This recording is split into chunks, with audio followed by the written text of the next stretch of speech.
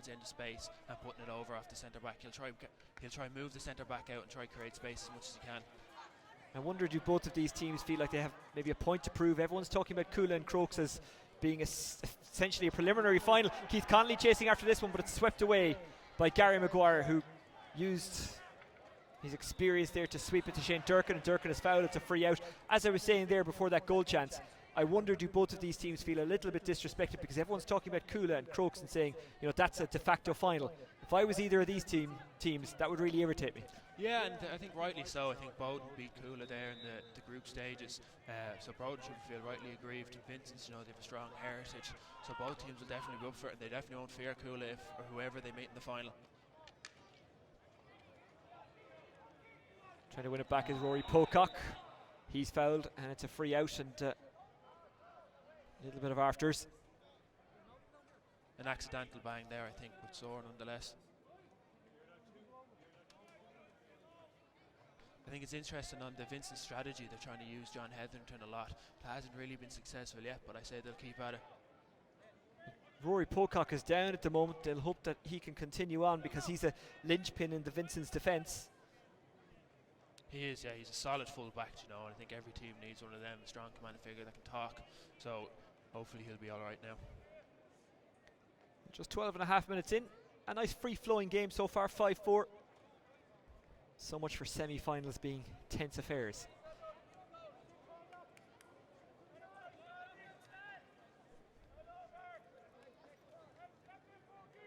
Good crowd in today. You can't see it, but as I look down, I can see in the terrace there's a good sprinkling of people, and obviously across there on the far side, as you're seeing, all the centre parts filling up nicely.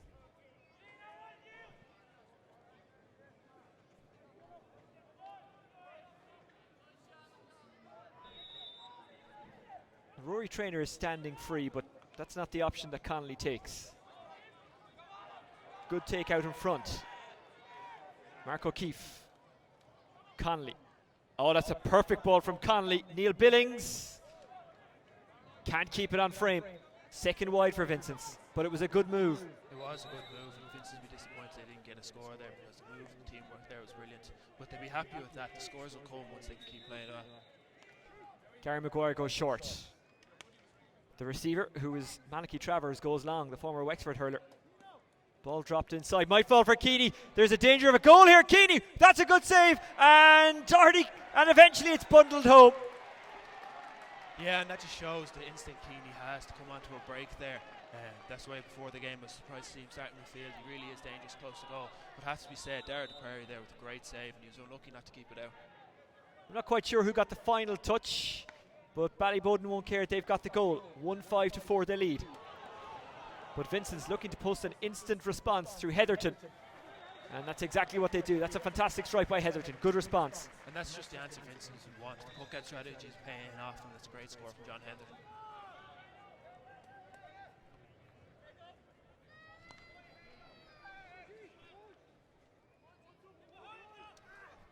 Mellett went up for it, couldn't get to it.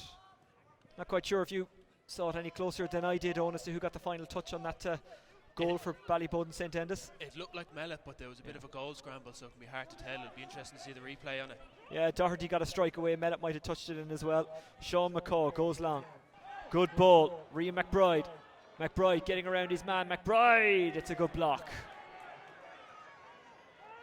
James Madden got in there now. It's Shane Durkin. Slips it back to Gary Maguire. Trying to get under that one is Neil Billings. That's a great take by Billings. So strong. Heatherton. Heatherton from a long, long way out. And it's going to drop inside, I think. Good defending from... and that's a bad mistake from Gary Maguire there. He probably should have had the ball in control and knocked it out for 65, which gives Vincent a chance to bring it back to 2 points. I was going to say James Madden held off his man, Keane McBride, very strongly there, but as you say, Maguire made the mistake afterwards, and it's essentially gifted a score to St Vincent's. No, and for me looking on now, I think Vincent should be utilising their full forward line more. They have pace and power in there, but they're not getting the ball in. John Hetherington went for a long distance shot there when he might have been better putting it into the corner in space there. So here is John Heatherton. Well, we know from that shot a couple of seconds ago that he does like to hit them from a long way out. He's already got one from play.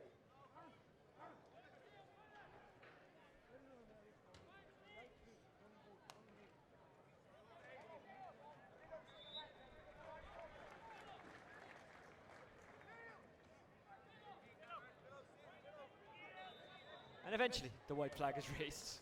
You never commit to these things until it is actually raised. Conall Keaney got it down to Paul Ryan. Paul Ryan tries to slip it inside, running onto it now is Stephen O'Connor. O'Connor couldn't get it into the hand, but McMorrow can. McMorrow! Point. And again, Bowden are using that book out strategy of leaving space in front of Keaney in the full forward line and putting it into space and letting Keaney roll onto it. It's paid dividends so far. And that'll settle Niall McMorrow down as well. It's a great score.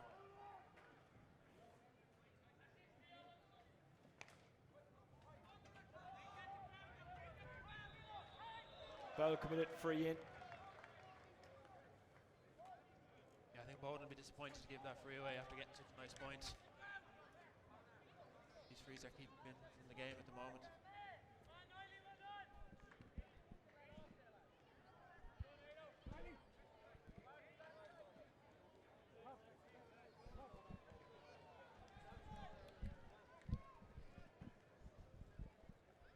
John Heatherton struck a 65 a couple of moments ago. This one a free, but from the 65.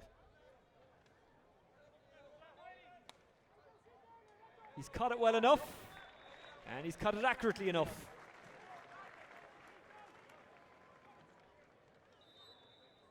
It's back to a 2-point game there, but I think neither team have really come alive yet. I was hoping the goal might ignite Bowden, but it seems yet to really kick off. Well, I think it's ignited McMorrow even more. He's fouled by Mark O'Keefe, and it will be a free out to Ballybowden. And again, that breeze is very difficult to judge. Occasionally when you look down, the flags are limp, and then sometimes you look down, they're blowing one way and sometimes the other. Yeah, well, it'll be interesting to see how it helps Paul Ryan here, because this is a long way out. Normally he would have the distance, but it's still it's a long free.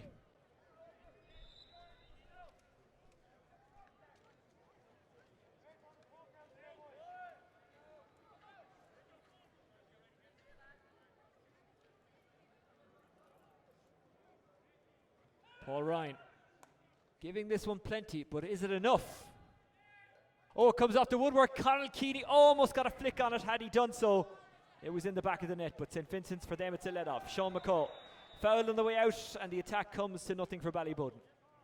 Yeah, I think that was a bit of a let-off for Vincent's there. They need to be more alert coming off the post.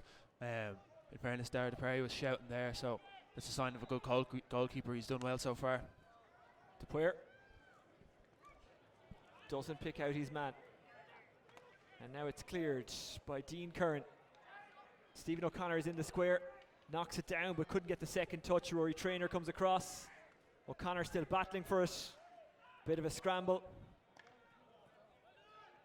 And it's diverted out of play via a St. Vincent stick, but Bodeman got a block down on it, but he didn't get the ball. He only got the stick, so Paul Ryan will take the line ball. Or will it be Keaney? It will be Keaney. Yeah, Ballybowden are using the tactic of a long ball in on top of the square. Conor Dooley is a big man and he's well used to winning his own ball. So it'll be interesting to see if they keep using this tactic, because it's paying dividends so far. Keaney. Nice lift. Flicked on by O'Connor, and it's a point. He was going for goal, but it's better than nothing. Or is it a free? Free out. Or did it go wide? Well, it wasn't a score anyway, that's for sure and certain. Free out, it looks free like. out.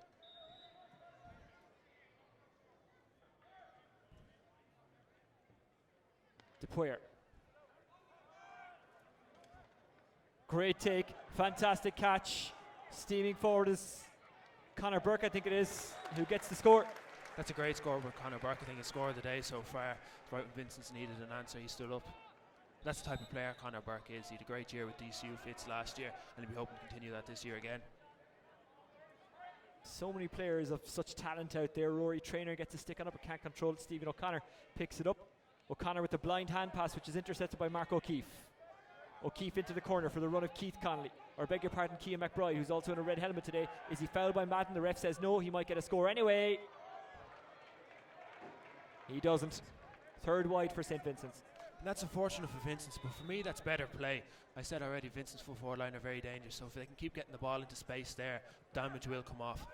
Paul Ryan showing a heavy touch, although there was a lot of pace on that ball. Corcoran got it going again for Ballyboden. It's cleared down the park.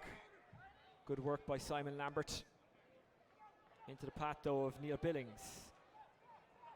Paul Doherty, who was certainly involved in the goal even if he didn't actually get it. Ryan from a tight angle on the run. Has Ryan squeezed that one over? No, he hasn't. It's a second wide for Ballyboden. The ref giving a free in there. I didn't quite see what it was for, but he was he playing advantage because there was a... No, I didn't see it because it was off the ball, but there sounded like there was a chop. I don't think the ref has taken any further action. It's just a free in though. Yeah.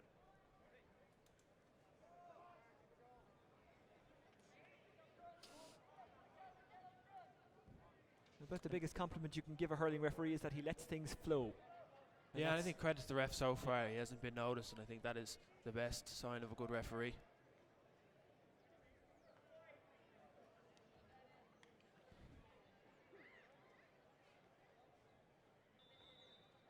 Paul Ryan looking for a fourth point, all from dead balls.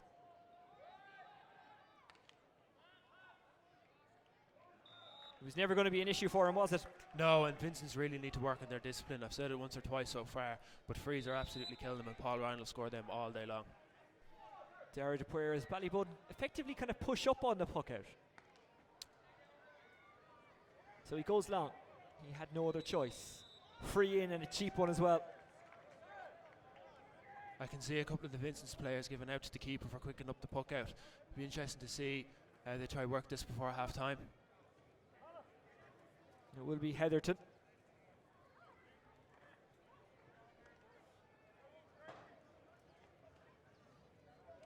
I think there's no love lost between the teams. I can see Shane Durkin and Keith Connolly pushing, and I think off the ball it's constantly going on. There's nothing harmful, but it just shows you that both teams are up for it and neither team are backing down. I'd say there's some frank conversations going on out there. Heatherton lining up. This to narrow the gap to 1, and he's done it.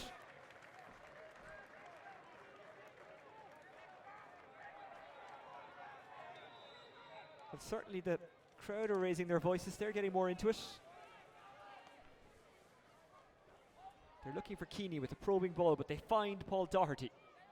Doherty gets past Billings. Doherty tries to swing this one over and does. That's an excellent strike. Paul Doherty gets his first of the game, and Ballyboden retake a 2-point lead. Yeah, and that's an excellent score by Paul Doherty, and he just lets his man know after. I think Bowden are getting success off their two corner forwards, Melt and Doherty, so they'll be keeping that up for the rest of the game. This one beginning to come to life. Yeah, and I don't think either team will be happy really with how they've played so far. It hasn't really come to life so far, but in the last 5 minutes it's definitely stepped up a pace. The referee is jogging over to have a word with Frankie Power, who's got 6 on his back, but he's actually kind of more played as a wing back. Or is he walking past Power and going over to his assistant? Now he's calling over Paul Doherty. Doherty and Billings having a chat with the ref, Thomas Gleeson. I think there was a small bit of afters after the point there, but I didn't see anything too serious going on.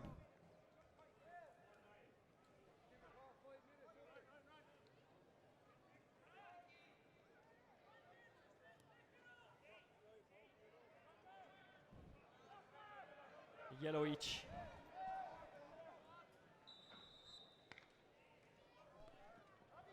Straight down the middle, and a great catch by Conor Burke. Not the first time he's done that today. No, Burke into the ball corner. Inside. Another fine catch. McBride. This time it's Keane. And this time it's a score, his first of the game. And that's much better from Vincent. The puck out strategy is doing very well. Conor Burke has caught his second of the day and has given the ball into space in front of Keane McBride, who will do damage all day long if he gets the right ball.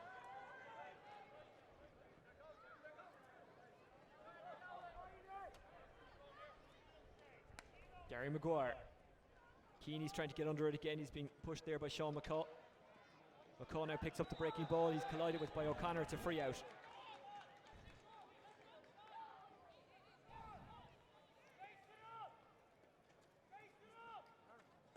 And Sean McCaw looks hurt there. He looked to get a nasty slap with the hurl. He's down. Hopefully he'll be okay because he's a huge player for Vincent. He's a very strong wing back. He's very strong under the air. So they've been doing well so far, and I can see he's running across to pick up Conal Keeney. So that's a very physical matchup.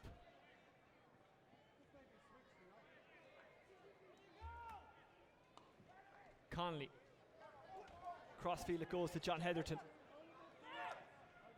Into the corner. Very well defended by James Madden, who just got something on it to guide it away from Cian McBride. And almost catching it was Paul Doherty. Taking it up was Heatherton. Great block down by Doherty, who recovered well, but it's back to Heatherton. Chasing after it, Keith Connolly. Stuck to him, Luke Corcoran. Corcoran doing really well there. That's very good full back play. Sliding in was Mark O'Keefe. And it falls to Durkin, who just gives that everything down the pitch. Trainer's waiting, he's the sweeper. Doherty tries to throw the shoulder, Trainer escapes it.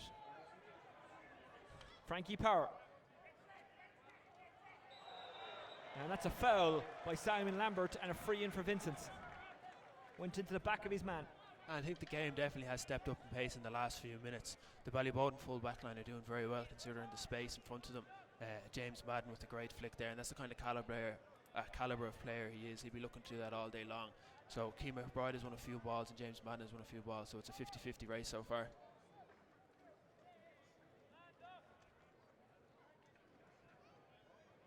Yellow card for Simon Lambert, I think.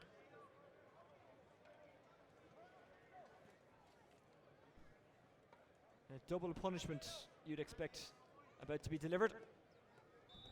Heatherton about to level it up.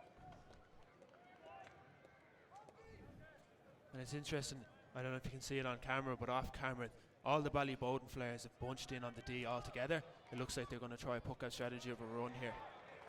But Joe Fortune, the Ballyboden manager, will have these well trained and there'll be no stone left unturned. Yeah, and it's interesting from Joe Fortune's point of view, and I'm not asking you a question on this, Owen. I want to be very clear. It's more of a kind of a statement and an observation of what I've been seeing. A lot of names linked to the Dublin post. His has not been one of them. Again, Owen, I appreciate you cannot say anything as a current player. I wouldn't expect you to. It wouldn't be fair. Picking it up now is Conor Burke. Conor Burke bottled up by Keeney and co. and eventually puts it out of play. And Keeney showing his strength there. Keeney looks 27 instead of 37. Yeah, well, it was great to have Keeney back last year. You know, he's a leader and he's been one of Dublin's stalwarts over the last 10 years.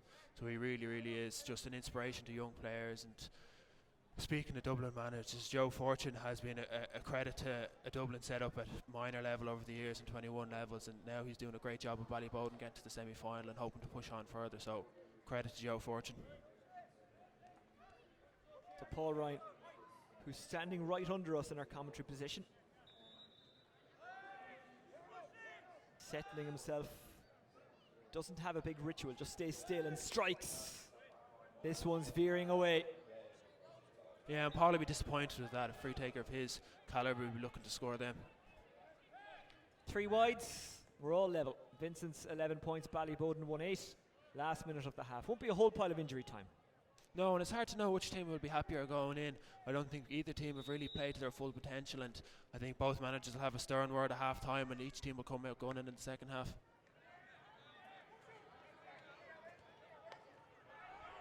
Just evades Stephen O'Connor. Comes to Frankie Power. Frankie Power winds up and lets this one go. It's going to drop inside. It's a dangerous ball. Gary Maguire pushes it back out into play. It could go anywhere. Trying to get on the end of it is Rian McBride. He can't do so. Blitz defending by Ballyboden. David Curtin tries to get the ball in hand. He can't. And it's Vincent who have it. And it's Keith Connolly. And it's a free in. And Ballyboden will be disappointed to give that free away after James Madden jumped in there with no hurl selflessly on the ball. There was really no need to give the free away. He's back to goal, so Joe Fortune will be disappointed with that one. I won't say it'll be the last strike of the half, but it'll certainly be one of them. No, and there hasn't been too many stoppages. It's been a clean enough game. I think both teams that just want to show off their hurling and really, really drive it forward. There's been no nasty blood so far.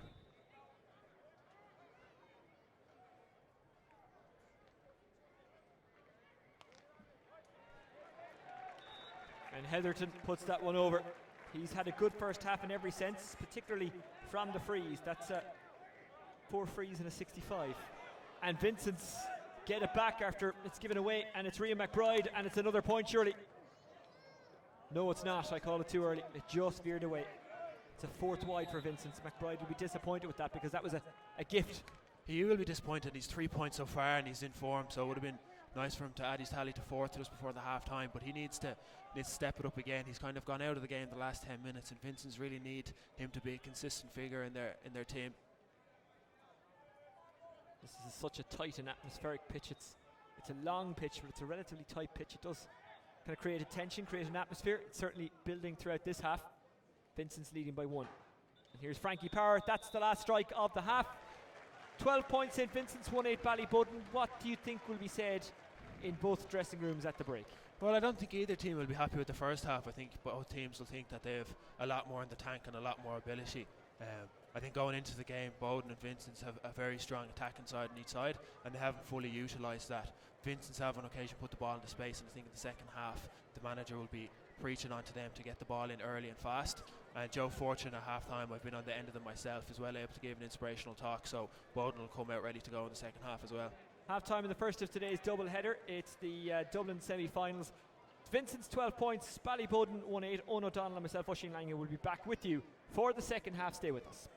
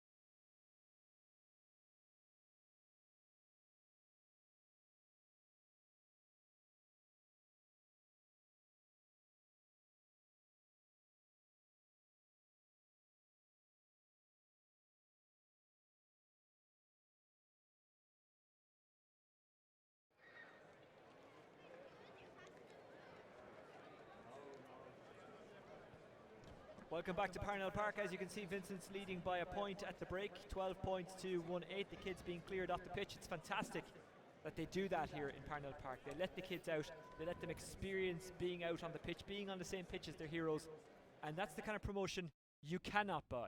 Yeah, it's a nice tradition. I remember doing it myself when I was a young lad coming to these games. I think it really makes the day when you can be on the pitch, and sometimes you'll be on the pitch towards the end of the half and one of the stars will be running on. It does make your day, so hopefully it's something they don't try ban in the future. Well, Oisin Lanigan, you noticed, came on at the end of the first half. He's still on, he's staying on in the second half. Standing beside him in the middle at the moment is Shane Durkin. Niall McMorrow also there up against Thomas Connolly. Lanigan would have been disappointed not to have started, but he has the chance to make an impact. Vincent, if they win this game, what an impact that will make. A traditional club, but a club who haven't been near the top for a long time in a hurling sense. Obviously, in a footballing sense, they are pretty much royalty at the moment, although they were disappointed to have lost last year to Rathnew and Leinster, but they are still Dublin senior champions. The double's still on for St Vincent's, the double still on for Ballyboden, as it is for Kilmacud Crokes, who face Coola in the next game. Scramble is the first order of business. Trying to roll it up as Conor Burke. He had some fantastic moments in the air in the first half. He was trying to have one on the ground in the second. Blindly hand passed by Curtin. It's intercepted and taken well by Rian McBride. McBride trying to escape the shackles of Conor Dooley, who's played for Dublin in goal in the past. Now it's Cian McBride, who got one in the second half. He wants more, or got one in the first half. He wants more in the second half. Cian McBride, not much room to work with. David Curtin stood in the road and gives away the line ball. Yeah, and I thought that could have been a free there to Cian McBride there before that. He seemed to be hitting the head, but it's a frantic start to the second half, and it seems the managers had a stern word at half time. 5-year wait for Ballyboden to get to a final. Remember that great 5-in-a-row team. Yeah, I think Vincent's have a lot of history in hurling and football. Mickey Whelan really has done a massive amount of work in juvenile sections and in the adult section of Vincent's, and I think this is the fruit of a lot of his work. Rian McBride doesn't catch it right. It's intercepted by David Curtin, who just farms it long. He's got lots to aim at up there in that kind of half forward line, but it comes down to Frankie Power. Frankie Power is dispossessed by Conall Keeney, who's moving as sprightly as ever. Keeney into the corner. Nice pick up, I was about to say, by Paul Doherty, but then he loses it. It's Jack Collins. Keeney's trying to get under it again. Neither man could win it cleanly. Thomas Connolly, brother of Diarmid. Connolly over the top, nice ball. Couldn't find the brother Keith. Now it's swept up by David O'Connor. David O'Connor going long. It's a crossfielder. Vincent's half back line standing firm so far, but the second ball, the breaking ball, is won by Ballyboden. Shane Durkin with the snapshot from the pocket. That's a fantastic shot from Durkin. That's a great score from Shane Durkin. He's standing on his own 65 for that, so he'll be delighted with that, and that'll push him on for the second half now. Shane Durkin is one of the Ballyboden leads and probably needs to get a bit more involved in the game. Dara Dupuer with a bit more wind behind him in the second half. Almost catching it was Heatherton, but again the breaking ball won by Ballyboden. You do get a feeling that whoever wins this breaking ball will win the game, because that's what it's been about so far. Steaming forward Niall Ryan, we know he can run. He's got half the Vincent's team chasing after him, and one of them catches up, and now it's Connolly. But he gives it away to Paul Ryan. Paul Ryan racing away from goal into the path of McMorrow. Beautiful little flick up there by McMorrow. McMorrow back inside, and it's Paul Doherty, and it's a point for Ballyboden, and they appear to have found their flow. And Paul Doherty, that's another score for him. He's done very well so far, and Bowden will be looking to exploit that corner that Paul Doherty is in. Well, they've forced Vincent's into turnovers. They've forced Vincent's into mistakes. Here's a solid presence. Heatherton thought about the shot, but he threw around him. Now it's McMorrow. Battling well Dean Curran, but a bit of a chop down there. Heatherton not pleased. Himself and Keeney charging at each other like a couple of mountain goats, but it will be a free into Vincent's, and something was said, and now it will be brought further in, and that's basically giving them a point from that position. And that was a great battle between John Heatherton and Keeney there. They're two huge men going at it, and nobody's holding back.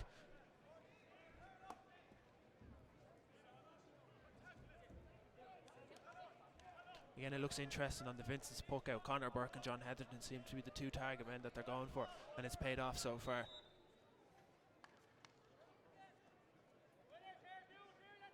Heatherton.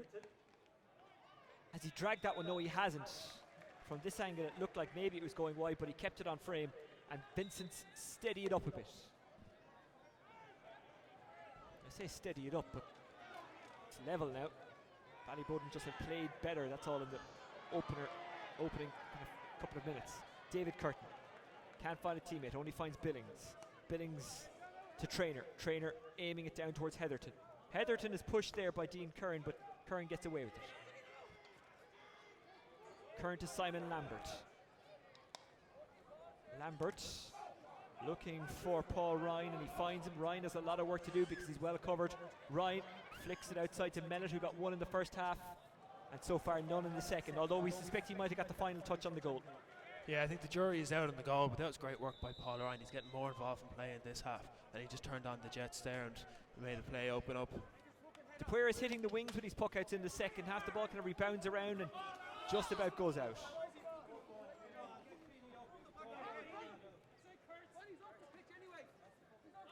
Burke and Eni colliding there. Burke getting a bit of a knock.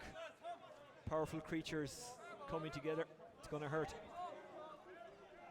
Yeah, I don't think there was anything in it. I think it was just coming together after the ball. They're both contesting it fairly. So hopefully Conor Burke can get to his feet, because he's a star puck-out man for Vincent so far. Yep. Great man to catch a ball in the centre. Hard to pull yourself back in a game like this, but you wouldn't pull yourself back, and that's how these collisions can happen. No, and I don't think either team are so far. It hasn't been a scoring expedition, but it's been a very physical game, and neither team are holding back.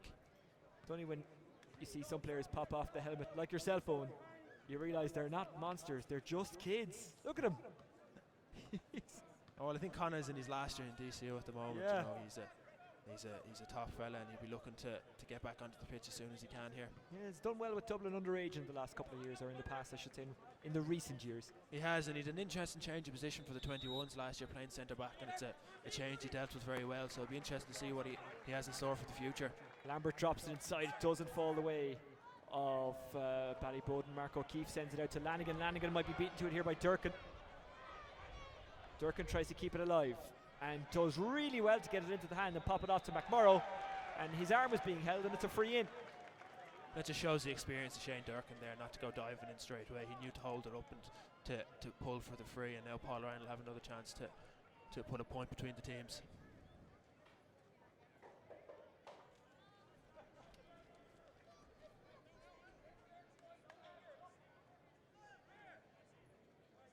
Paul Ryan yet to score in the second half, which is only 7 minutes old. It's all square.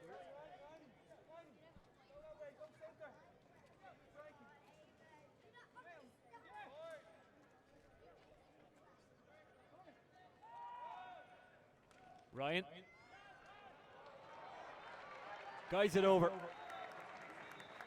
When he's in form, Ballyboden are in form, and now they lead by one.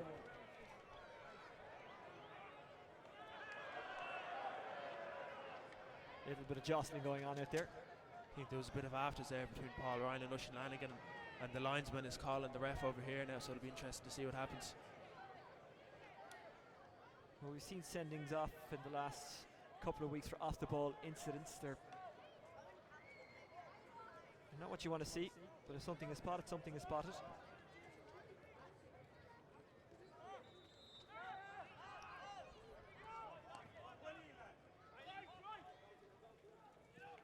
Rhea McBride tries to get there, comes into the path of Shane Durkin. Niall McMorrow pops it back quickly. Cleared down the park by David O'Connor, but only as far as Rory Trainer. The dual star Trainer pops it up for Heatherton, who was fouling his man, and it's a free to Ballyboden. Clever play by Simon Lambert.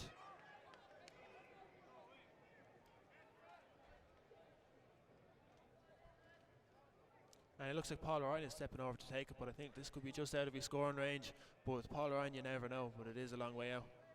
He has to judge it kind of perfectly. It's like flying a kite, taking a free from this distance and this kind of wind. It's dropping and then raising and dropping and then raising. So if he catches it at the exact right moment, he has a chance. Paul Ryan giving this one plenty. Is it going to drop or drop over? The keeper gets something out there. I think there was a foul in the square. It is a free out. It's a waste for Ballyboden. Yeah, and that's a bit of a let off for Vincent, or for Ballyboden, sorry. they really should be trying to play that ball into space, or they should be trying to work a score from it instead of trying to lump a high ball in.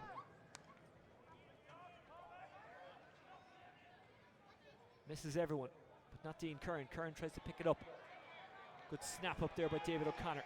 O'Connor backwards to Paul Ryan, who loses it, then regathers, then gets it across to David Curtin. David Curtin with a lovely low ball to McMurrow. McMurrow turning inside and out. Looking for Conor Dooley, but puts too much on it. There's a bit of a foot race here, chasing after it is Billings. Dooley putting pressure on. Dooley doing really well. Dooley has the possession. Does he have the support? Yes, he does, and Mellett. Mellett back to Dooley. Dooley spoons it up, looking for Conor McCormack. Finding Conor McCormack. McCormack back to Keeney. Keeney. That would be an excellent point if it was to go over, but it won't. It will bounce into the path of the goalkeeper, Dupuer. Lanigan. Lanigan back to Dupuer and putting him under pressure. Mellett closing down on him. Back it goes to Lanigan. That's really cool play between Lanigan and Dupuer. McMurrow mistimes the shoulder. Lanigan. Harney.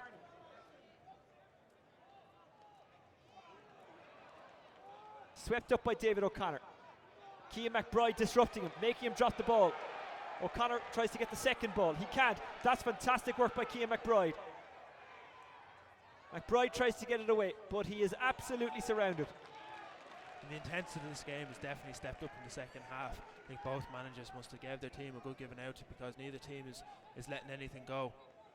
And just in the lead up to this, that was great play between the Vincent's keeper and Oisin Lanigan. Very composed, being able to work the ball out, and Vincent's will want more of that, passing the ball between the lines, working it up the channel until they can hit a ball into space into the corner forwards.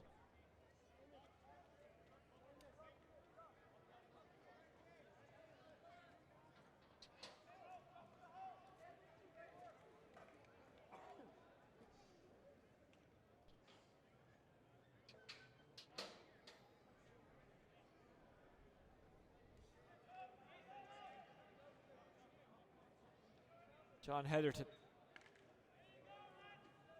striking this one, throwing a bit of a dummy there. Vincent springing on Chris McGarry, or trying to bring him on. They can't at the moment. And just there behind the golf course end is a familiar sight of Kula warming up.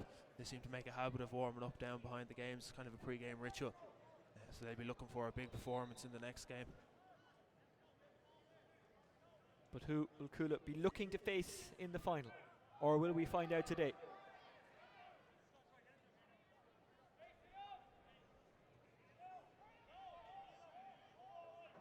So now McGarry does get to come on.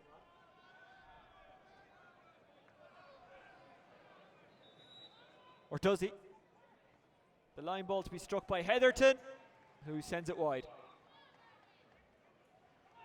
I think Chris McGarry, third time lucky, gets to run onto the pitch. We'll get you there eventually. I think it could be a blood sub for Cian McBride. He looks to be changing jerseys over the far side. Yeah.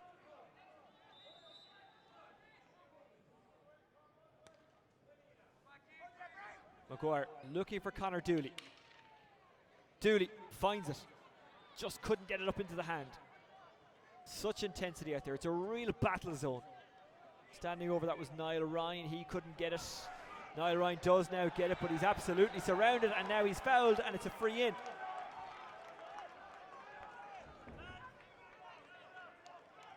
And this is right in Paul Ryan's area. He doesn't usually make mistakes with these, so he'd be looking to put a 2-point lead between the teams. Well, I know there's 17 minutes to go, and I know that Bowden are likely to go 2 points in front now, but just in case you're wondering, it is extra time today, not a replay. Of course, there's no guarantee they'll be separated by the end of extra time either.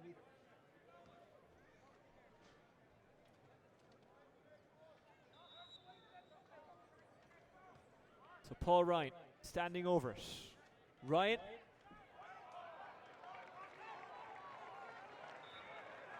Ryan sends it over. His second free of the second half. And now it's a 2-point game. It hasn't exactly flowed, has it, the second half? No, I think the intensity in the tackling hasn't let it flow. Both teams are putting in the work and the tackles and trying to get the turnovers, which has led it to be a scrappy game. But it's entertaining nonetheless. DePuer. Great catch by Cian McBride, who went off for a blood sub a couple of minutes ago. Now it's Lanigan. And Cian McBride will be happy with that. He's wearing 30 on his back now, but he was quiet enough in the first half. When the ball was put in, he could win it, but he'd be looking to get more involved in the second half here. Vincent's have won a free.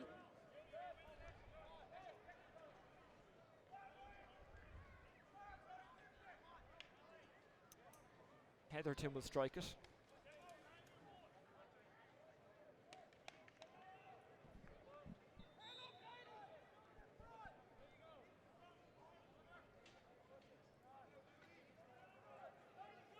Heatherton. Low trajectory, but high enough to go over. Second free of the second half for Heatherton. It's a 1 point game again with 15 minutes to go, plus maybe a little more. Niall Ryan tries to get on the end of that one. Can't do so. Might come to him now. He lets it off for his teammate, who is Paul Ryan, who's slaloming through. Gets it outside for Mellett. Mellett to restore the 2 point gap, and he does. Yeah, and that's a great score. Paul Ryan is putting a lot of the hard work in this half. He's kind of turned into a playmaker, and that's a great score by Mellett. DePuer. Might fall into the path of Lambert, just evades him first time, not second time. Here's Niall McMorrow, gets around Lanigan, pops it up for Lambert. Good lot of green between him and the 45. Plenty of space to run into, plenty of space for him to get a shot away, and plenty of space for him to hit it wide. And Simon Lambert would be disappointed with that. It was a great build up to it, and he probably had more time than he realised if he just settled his feet and took the score. DePuer.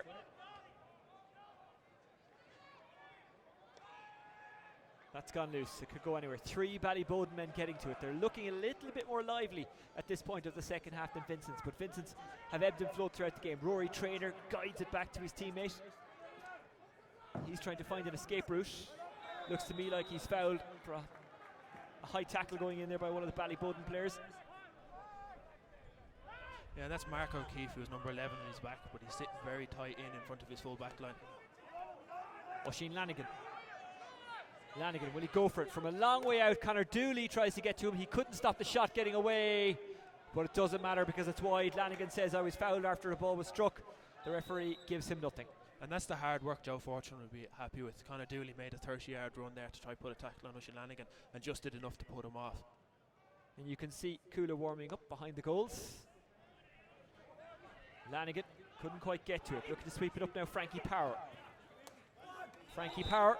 A little bit of a tangle there between Dean Kern and Rian McBride, but I think we'll come back for an earlier incident. It was actually out when Frankie Power struck it. It will be a line ball to Ballyboden.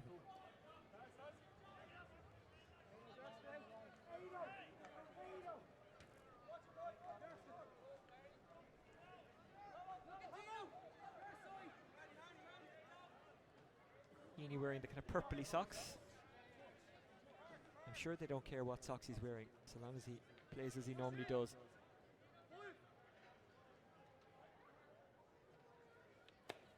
It's a trickler. Dooley tries to pick it up. Couldn't do so first time. Tries to get it second time. Over the ball for St. Vincent's is Neil Billings. The referee says that Billings is fouled and it's a free out.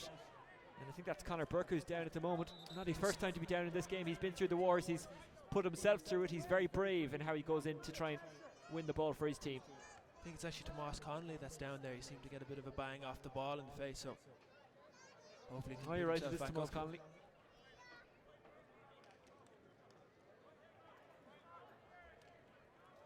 Both midfielders working incredibly hard. Conor Dooley is down, as is Frankie Power. And I think that's a testament to the nature of the game. It's a physical battle. There's a lot of shoulders and hits going in, so there's bound to be bodies dropping. Connolly's okay. I think Dooley is as well. 12 minutes to go. Ballyboden by 2. Not a free-flowing game, but certainly an intriguing one.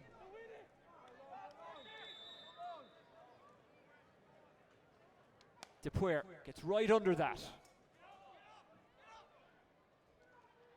This could go anywhere. Rescued by Lambert. McBride gets in the way of it. Now it's Vincent who have it back. Trying to pick it up is Luke Corcoran. Now it's the goalkeeper Gary Maguire. Maguire averts the danger for now. Paul Ryan takes it well. Policed by Sean McCaw. Brilliant block by McCaw. Comes back to Ryan. Can't get it cleanly. Now it's Conor Burke. Burke trying to get through.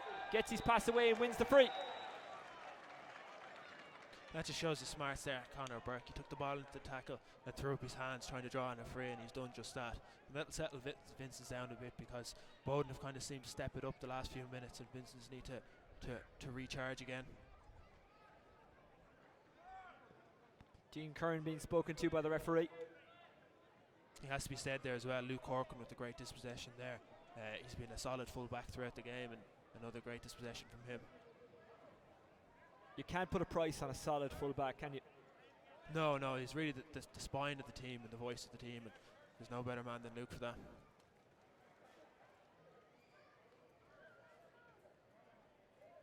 Heatherton from an easy position by his standards. This one to make it a 1-point game with 10 to go. And Vincent's, you always got a sense that if they could hang on in there, they had a chance in this game. In the last couple of years, they've played well for maybe 45, 50 minutes and then faded. I think that could be the issue with Vincent's there. They've kind of let it slip the last 5 minutes, and it's far from over, so they really need to regroup and start communicating and working the ball through the lines, like I said earlier. They have an absolutely lethal full forward line. They just need to get the ball into space.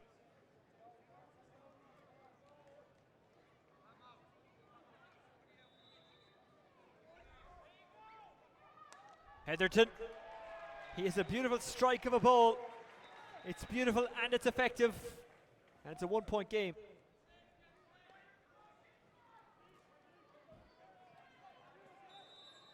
And we'll have to go again.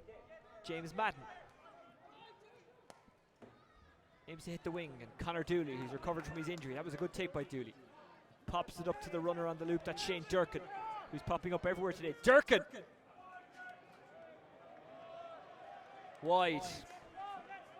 Too many times they've had those little moves down the wing and have come up with nothing. Yeah, but both seem to be putting good plays together. They're just waiting to click for the final step to fall into place, but they look like a dangerous team so far. Waiting for it was David O'Connor. He didn't receive it. It's Dean Curran. Now it's Niall McMorrow. McMorrow dispossessed. Heatherton has lost his stick. We know they can play football in Vincent's. I thought he was going to have to kick it there, but he went with the hand. Back it goes to Heatherton, who doesn't have the hurley. Moves it on with the hand pass and a slip. Lets Ballyboden get back on it. Now Heatherton is chasing after it again. Someone needs to give this man a hurley. Heatherton kicks it into the path of Moore, looking to give it back to Heatherton, who he couldn't find. Conall Keeney. Niall Ryan. And we'll hope Jim Gavin isn't watching that. The hurlers can't afford to lose John Heatherton. Here's Niall Ryan, who's using a hurley unusually. Niall Ryan. Wide. And good news, Heatherton has been reunited with his hurley. Although he was nearly as good without it there, wasn't he?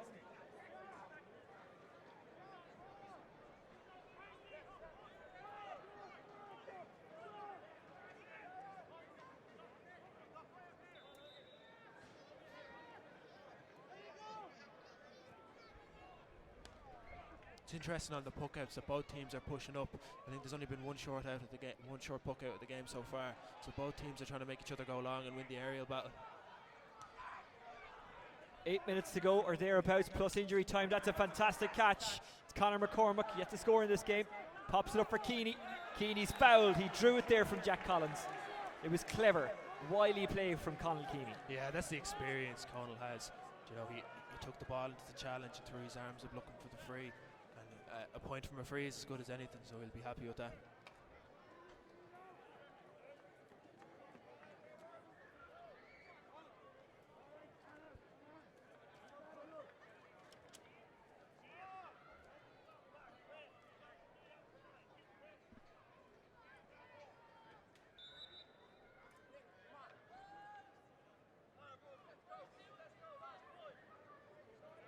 Paul Ryan. Good score by Ryan. 3 now in the second half for him. And Bowden lead by 2.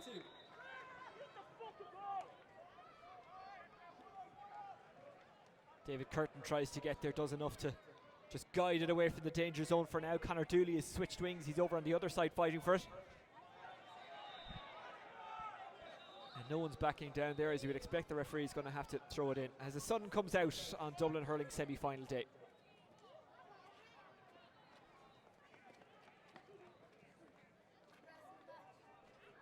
Conor Dooley, someone who stepped up for Bowden in the second half. He's got 3 or 4 dirty balls and breaking balls, and that's the kind of player that Bowden need to drive on with this game and win it. McMorrow goes tumbling. Referee says play on as the ball squirts out. Heatherton from a crowd. Can Heatherton please the crowd? Well, not the Vincent's one. It's wide, but it was a hell of an effort. Yeah, they were unfortunate not to get the score, but it'll still give Vincent's hope. A challenge like that, and Niall McMorrow lifts everyone. Paul Ryan. Good block by his man, and his man is Sean McCall. They're converging around the centre. Breaks luckily from a Bowden point of view for James Madden. He loses it, getting a kick on it there is Alan Moore. But coming away with it is Dean Kern. We haven't seen too much of Moore in this game. It's been that kind of match. Shane Durkin. I think the ball going into him isn't suiting him. Alan Moore is the type of player that needs the ball out in space, whereas Vincent's are putting a lot of high ball in, which wouldn't suit him as much. And Durkin doesn't take the chance to put 3 between them. It's 9 wides now for Ballyboden, and 5 of those have come in the second half. Here's Lanigan. Trainer evades. Well, he doesn't evade Dooley, but he does enough to stay going. Dean Curran. Curran back to the goalkeeper, Gary Maguire. McMorrow. It's 2-on-1 in favour of Vincent's, but it's won by the 1. Good pop from Aidan Mellett. Conall Keeney. Keeney back inside to Mellett. Mellett will get a shot away. This to put them 3 in front. Really good score by Mellett. His 3rd of the game. Finished by Mellett, but made by Keeney. 3 between them with 4 minutes to go. Yeah, Mellett has been a class act today. He's been a constant thorn in Vincent's side, and he's a danger whenever he gets the ball.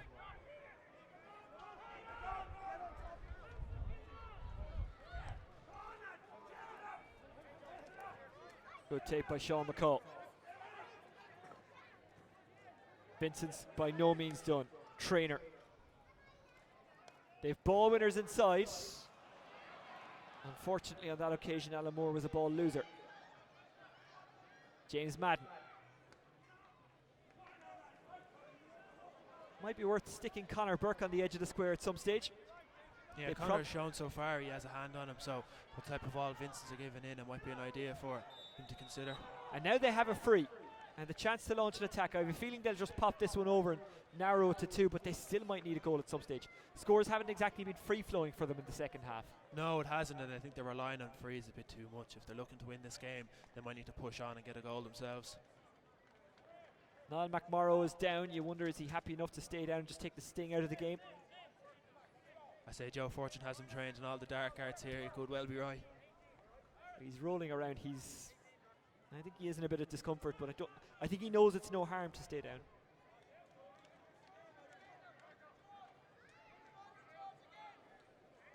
Remember, coming up at 4 o'clock, All-Ireland champions Coola up against Kilmacud Crokes. Crokes, the team that have lost to Coola in the last 2 county finals. Here's Heatherton. Wide is the shout from the Bowden crowd. But they're not the umpires. The umpires are the umpires, and they say it's over. Heatherton has been immense today. That's 4 in the second half from frees, and he got 5 from place balls in the first. Yeah, Heatherton's such a tall, huge man. He's really a figurehead for Vincent, and when he plays well, the rest of Vincent's team do play well. Niall Ryan trying to get away from Frankie Power. He's won the free in. It's even better than actually winning the ball and turning and getting a point, because this eats into the clock even more. Exactly, and the referee has just brought this free forward again now, and Paul Ryan will be in absolutely no rush to take this. You can see him walking over.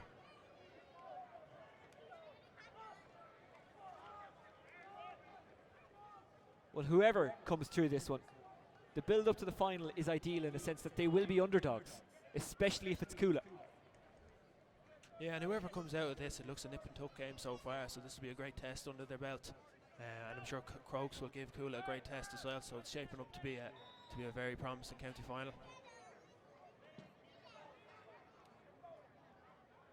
Paul Ryan. He spooned that one wide. Well, could that cost Ballyboden? Remember, they're only 2 in front, and we've got a minute plus injury time to go. Here's Traynor. That's given Vincent a bit of a boost. Keane McBride is chasing after it. There. He'll be disappointed with that. I think he tried to put a bit too much power and knock it over the stand, and it cost him. That one trickled wide. Vincent's are running out of time, but they still have hope. Gary Maguire, I've never seen him in less of a rush to take a puck out. Gary's been around a long time and he'll use all the tricks of the trade now. Dublin kind of blessed with goalkeepers at the moment. I mean, Connor can play in goal. Connor Dooley, he's obviously out the field today. Alan Nolan back in the squad this year. We saw how well he played. And Gary ain't bad either. Yeah, it's a great headache for us to have. We've 3 great voices and 3 great keepers. So yeah, they might need him here because the ball has gone in long. It breaks for David O'Connor. Vincent's desperately trying to get this one back. It's Conor Burke. Burke going in towards the square. He's brought down. It will be a free, but not a penalty. But it is a chance. Yeah, and it'll be interesting to see if Vincent's goal for goal from this on this one.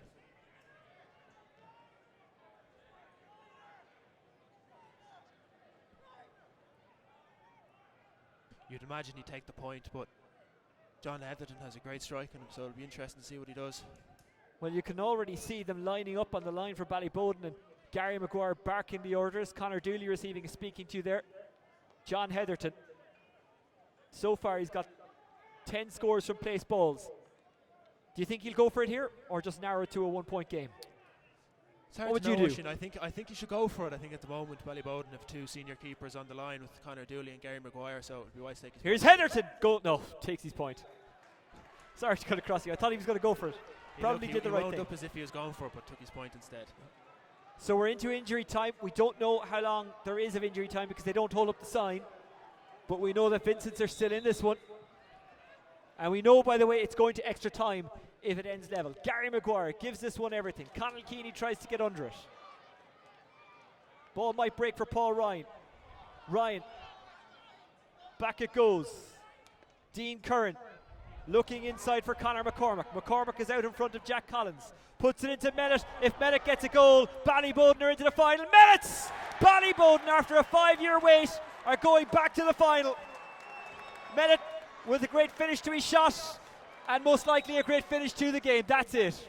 And that's Mellett again. He's been outstanding the whole game, and you can see the leaders, Conor McCormack and Conal Keeney, winning the ball there. Heatherton inside. Vincent's, to their credit, not giving up, but they absolutely need a goal. They need a couple of them. They're just going to settle for a point now through Alan Moore. Yeah, and I think Alan Moore should probably try to work a goal there. I don't think a point will be enough for Vincent's. They really need to push on and try create a goal opportunity. That's James Madden goes down. He's told to get back up. 3 points in it, and maybe, just maybe, Vincent's have one last chance. But they have to get a goal. I think poor Joe Fortune over on the sideline is going to have a heart attack at this stage. Yeah, he doesn't do calmness during games, does he? Definitely not.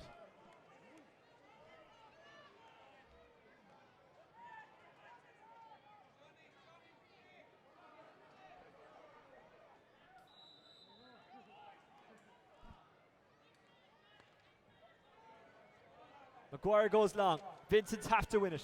McMorrow's running onto it. If Ballyboden were to get a score here, that would be that. Here's Niall Ryan. Policed by Frankie Power. Into the corner it goes. That'll do for Ballyboden. It's Niall Ryan. Ryan, foul, drag down, free in, and that's that. That seems to be the end of that, Oisin. Paul Ryan will be in absolutely no rush to take this free now, and he'll take the sting out of the game.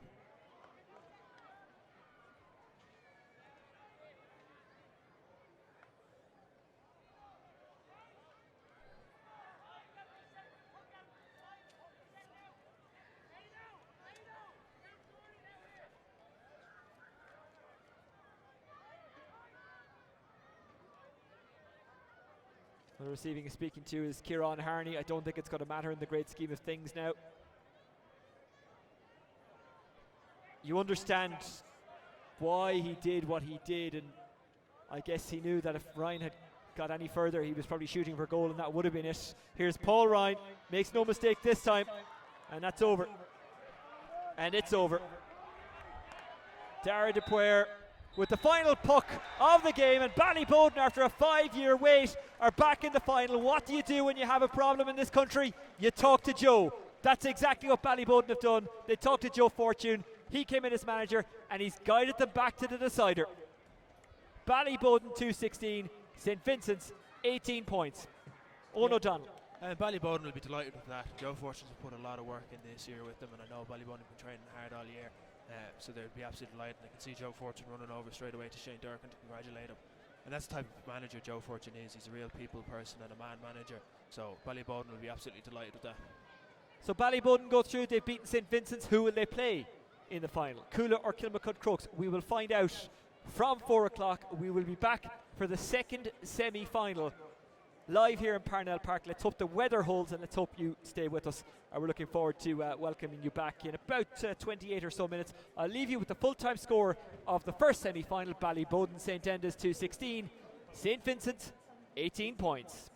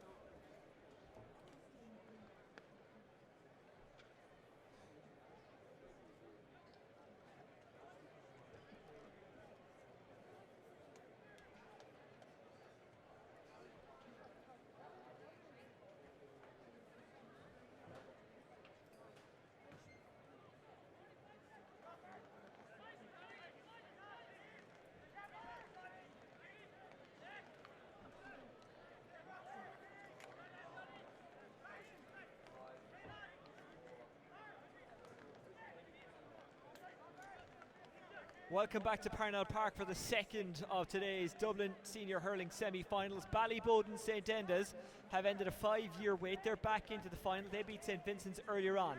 Who will join them? Will it be the Dublin, Leinster and All-Ireland champions, Coola, or will it be Kilmacud Crokes, who lost to Coola in the last two finals? This one, Owen O'Donnell, is hard to call.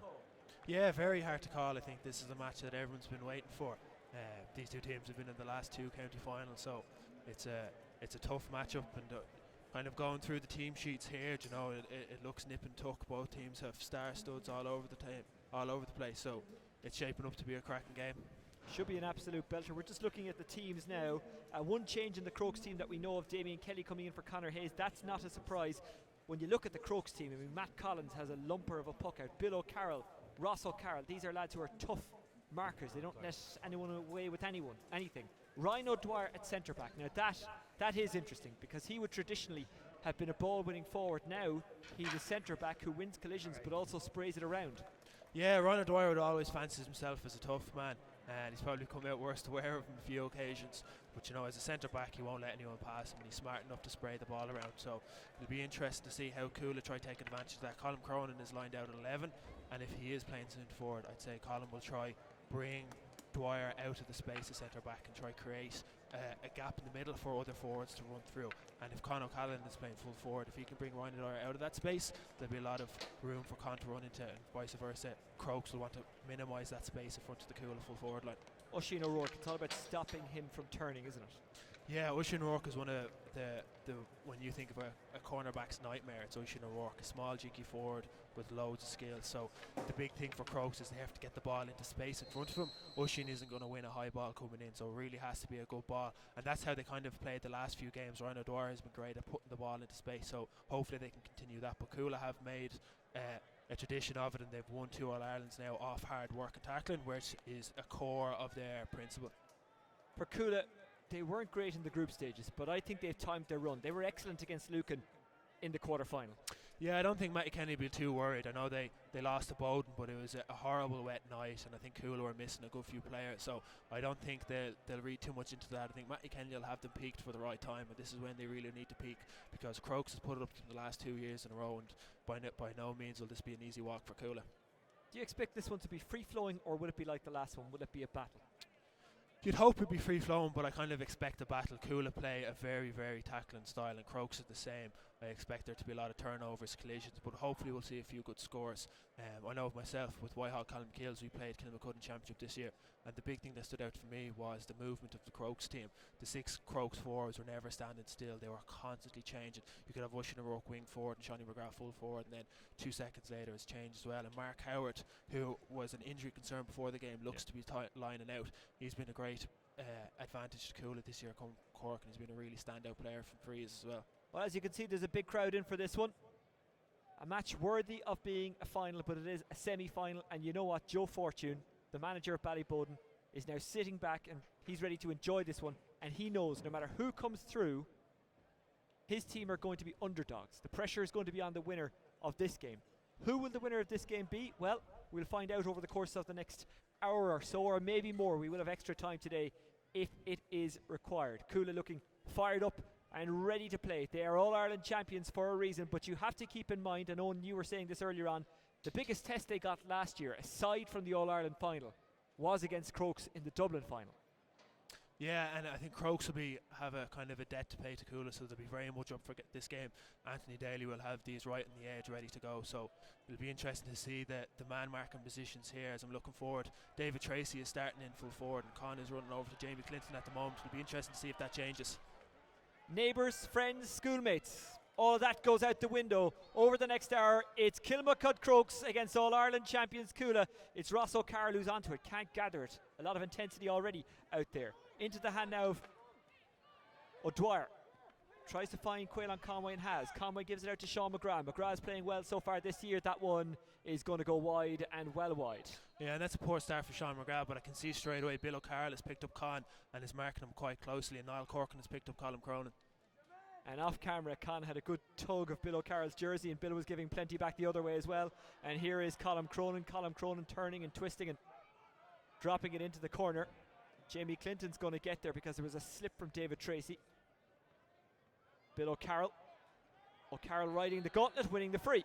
Played well for Dublin this year, Bill O'Carroll. Bill played very well, and that's a great start for Bill. He'll get confidence from that, and coming out and getting the free is what a cornerback can really settle himself and drive into the game that I know myself. He's a tough task ahead of him, Mark O'Callaghan today, but in the last year's county final, Bill did a great job on Con, so he'll be looking to replicate something similar.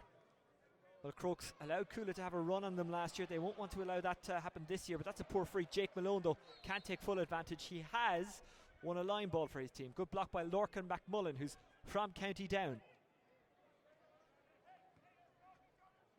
A few country lads on either team. That is the nature of playing hurling in the capital. People come here for work and college.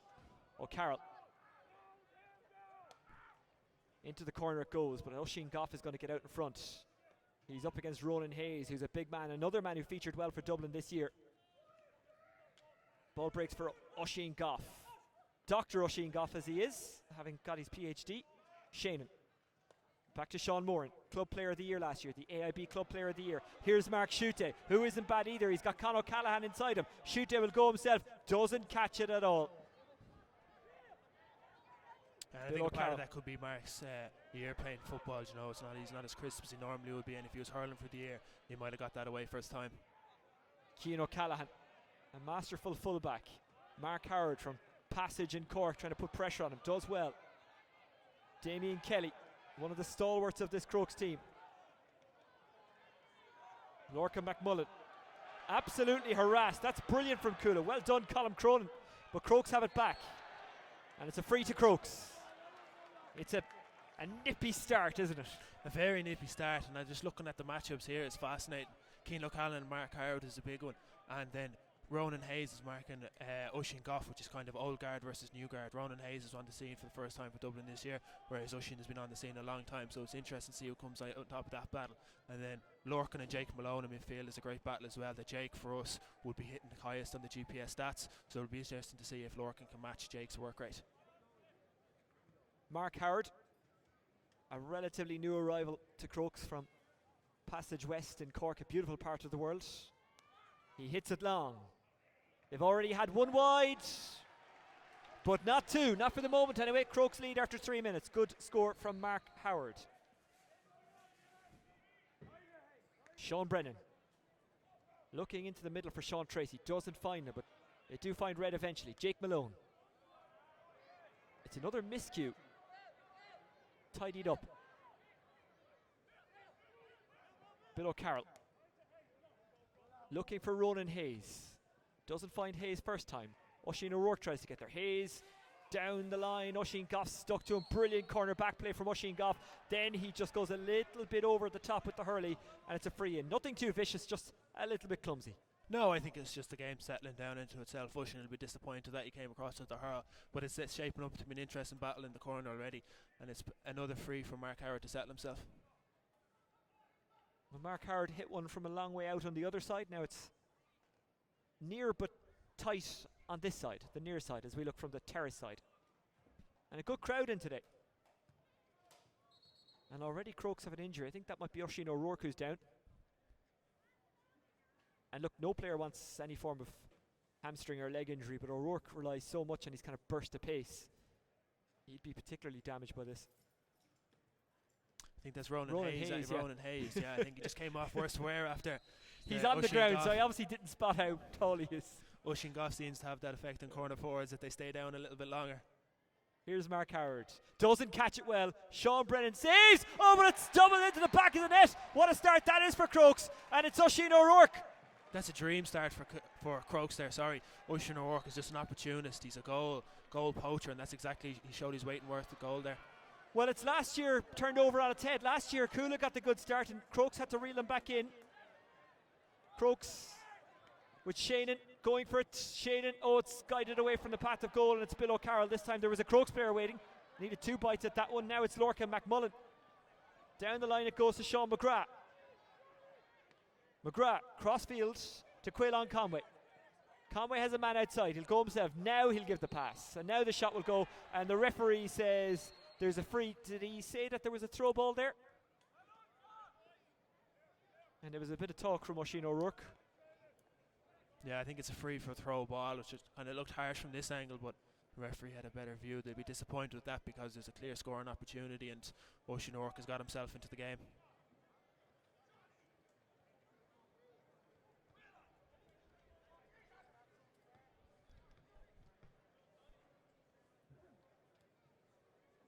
Well, David Tracy with what is it? I was going to say an easy free by his standards, but there is a swirly breeze out there. It was the same in the first game. That said, Heatherton and Ryan, who were on frees for Vincent and Ballyboden respectively, did all right. Here's David Tracy. Tracy's done all right. That's over. Played really well against Lucan in the quarter-final, despite the fact that he was sick the night before. Didn't show it. Battled through. He's a real warrior. Yeah, he's one of the cooler leaders at the moment. He's one of the old guards there, so Cool will be looking for him to stand up. McGrath slips through a gap. He's got Kelly inside him. McGrath stays going. McGrath!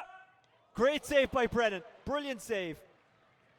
And that's one that will take and slow down and make it look even more spectacular than it was. Jake Malone. That's one for the highlights reel. Here's Ross O'Carroll. Not one for his highlights reel. Oisin O'Rourke. He'll fancy shooting from all angles. Oh, he gives that away, and Colm Shannon is onto it. Knocks it down into the path of Sean Tracy. Tracy clips it to Colm Cronin, who was to chase after it, but he'll keep it alive. Cronin. That's a pass rather than a shot. 2-on-2 in or around that 20-metre line. O'Carroll gets his hand to it. And now Ross takes it, gives it to Niall Corcoran. Into the path of Quaylon Conway. Conway loses it. Such ferocity in the tackle by Coola. Shannon. Darragh O'Connell, the former Kerry player, opted out of Dublin this year. They'll hope to get him back for next year. That's a lovely ball into the forward line. Is it to be matched by a lovely point? No, it's a real let-off for Crokes. Nicky Kenny was falling as he struck that one. Colm Shannon had made through the run in the middle and no one had tracked him, so they'd be disappointed they couldn't work a ball there because a goal chance was on.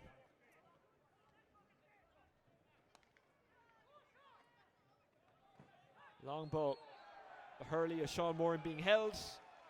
Making it a bit too obvious there was Fergal Whiteley, and it's a free to Coola. And it's been a frantic start so far. Both teams are trying to settle themselves into it, but neither team is giving each other an inch. So it's been an intense first 8 minutes. Sean Brennan making a fantastic save just a couple of moments ago. Sean Moran. It's going to drop in on top of the square. It's taken by Coolahan and lost. Niall Corcoran tries to clean it up. Con O'Callaghan is trying to get it into the hand.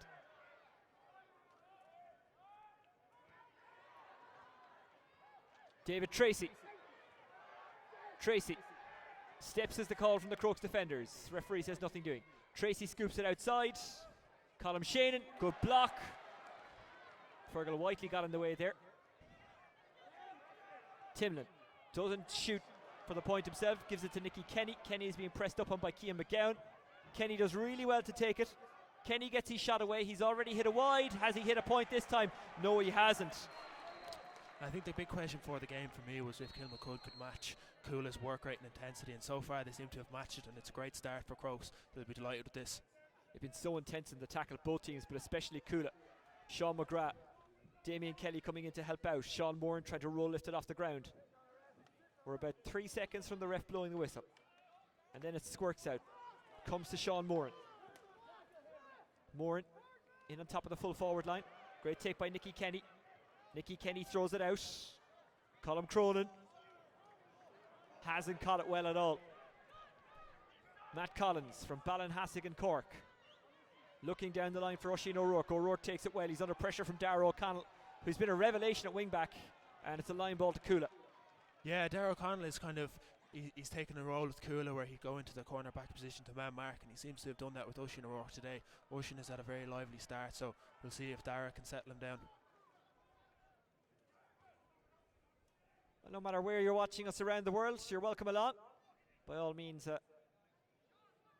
send us a message on the messenger bar on YouTube, or you can get us on Twitter. Darragh O'Connell. Intercepted by Ross O'Carroll. O'Carroll picks it up, tries to get away from Malone, who had to jump over Mark Schutte. Oisin O'Rourke, a long way from goal. It's not ideally where he'd like to be. Drops it in on top of Ronan Hayes. Might fall here for Mark Howard. Good work by Sean Moran. How many times have we said that? Quaylon Conway. Conway had a man outside. That was Sean McGrath. Went himself and gets the score. That is a really cracking. great score from Quaylon Conway there. He just snapped it up very quickly and threw it over his shoulders. There's not many forwards that can score like that.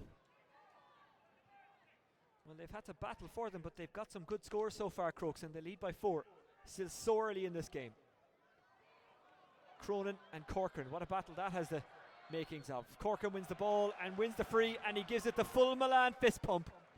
And you can see Anthony Daly on the sideline as well, giving a fist pump as well. Crokes seem to be very up for it. Well, they had to be, didn't they?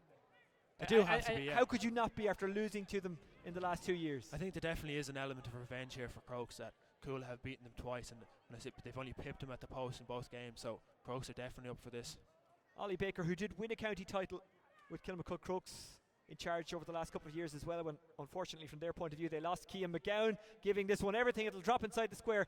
Fantastic composed defending. I think it was Sean Moran who caught it in the end, but then getting in the way is Quaylon Conway. Might break for Sean McGrath. McGrath picks it up, has a man outside. That's the option he takes just about. Crokes back inside, and a great interception. Quaylon Conway trying to win the breaking ball. Brilliant play by Coola. Sean Tracy, Oisin Goff. Oisin Goff held up by Fergal Whiteley, and the referee says that Goff was barging, and that is a free in. And I think Goff might have got on the wrong side of the referee here, because that's now a couple of frees he's given away. Yeah, I don't know. It looked 50-50 to me, but that'll give Crokes a massive lift. To get called for a free over carrying like that really lifts Crokes, and they'll hopefully Mark Howard will be able to score this. It was a very close call.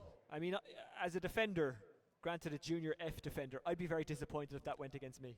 Yeah, but look, that's the way of it. Sometimes you're going to get calls for you, and sometimes you're going to get calls against you. You have to roll with it.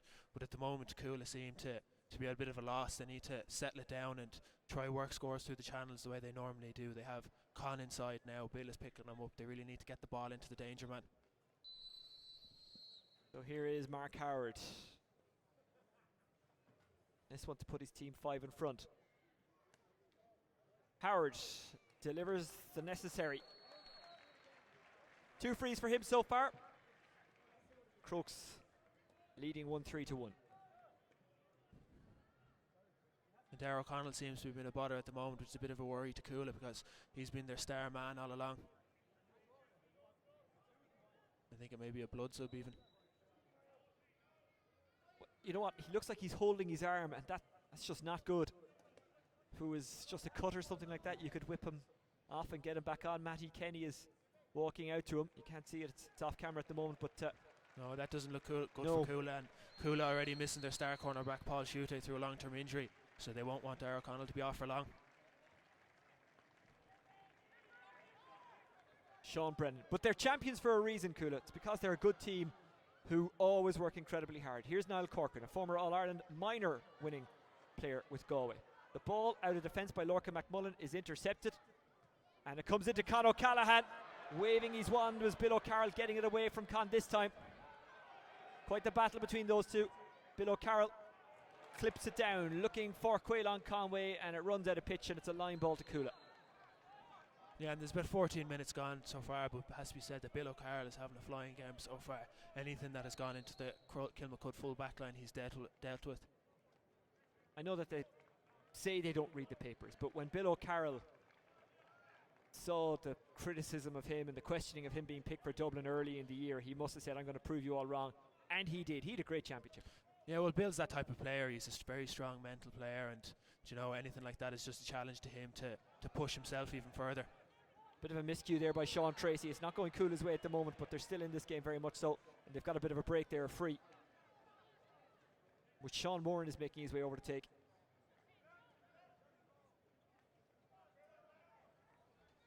And it'll be interesting to see if Sean Moran goes for his own score here, or unless he tries to play as a pass. Con O'Callaghan out in front. O'Callaghan. Over it goes. He only needs a second, Con O'Callaghan. And that's a great score for Coola. Hopefully that'll settle them down. Darragh O'Connell sadly being taken into the dressing room, so his race is run today. Let's hope the injury isn't too serious or isn't too long term. Quaylon Conway tries to pick it up and get away from Simon Tinlin. Conway gets a shot away. Conway! Great score by Quaylon Conway. He's second of the game. And that's a great response from Crokes. That's exactly what they need to do. They need to keep Coola down as long as they can.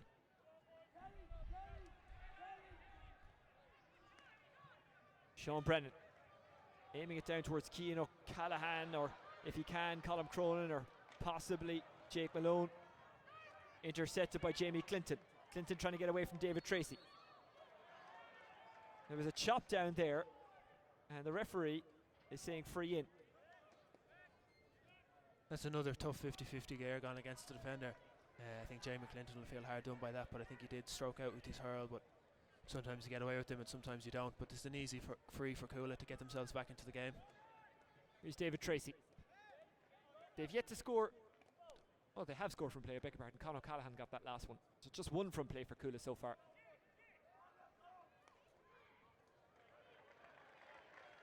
And 2 from frees. David Tracy sends it over.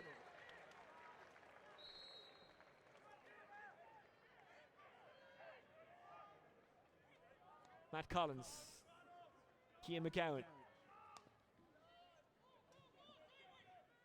Can the forward get out in front? Yes, he can. He's being held, but gets it away to Damien Kelly. Kelly hits it wide. A second wide for Crokes. I don't think Crokes will mind that too much. I think Anthony Daly will be happy after the first nearly 20 minutes. They've settled into the game well and they seem to be pushing on. This one's flying by, isn't it? Sean Brennan. Niall Corcoran backpedaling. Jamie Clinton pops it up. Steps is the charge, and the free is for Coola. Lorcan McMullen left frustrated. And you can hear the roar out of the Coola players when they got that. That'll give them a great lift. Sean Moran finds his man inside. That's Conor O'Callaghan. He's already got one. He's absolutely surrounded. But Conor O'Callaghan is fouled. It's another free. And the referee is being very strict there, but it was, to be fair, the right call. It was a free, but if you look at the runs Conor O'Callaghan is making, he's making 4 or 5 little runs inside the small square before he makes his proper run, and it's very hard for Bill O'Carroll to come to grips with, or any full-back to come to grips with, and that's just the experience Con has from with the footballers, and you can really see that he brings his athleticism to the hurling. So David Tracy looking for his 3rd point, all from frees.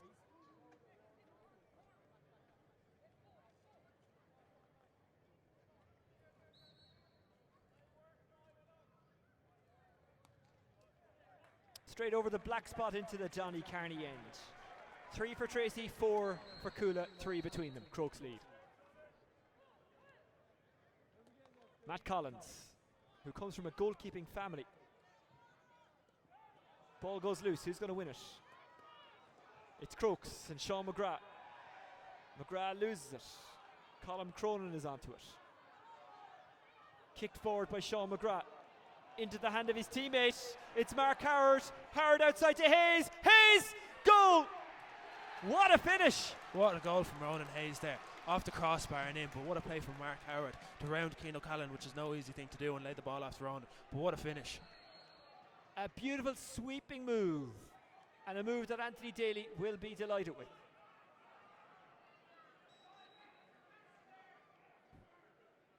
But it was all about the work rate there. They actually turned it over a couple of times. They didn't give up on it. And you mentioned that earlier in the game. You said if Crokes are to have any chance, their work rate and their intensity has to match and maybe even better Coola's. Yeah, and I think a sign of intent is that Crokes have gone 15 on 15. They haven't played a sweeper or tried to protect their full back line. They've really gone for it, and it's paid dividends so far. So Anthony Daly has got his tactics spot on so far, but it's early days yet. And you saw how Coola pulled themselves back fairly quickly. So that goal gives Kilmacud a bit of breathing room.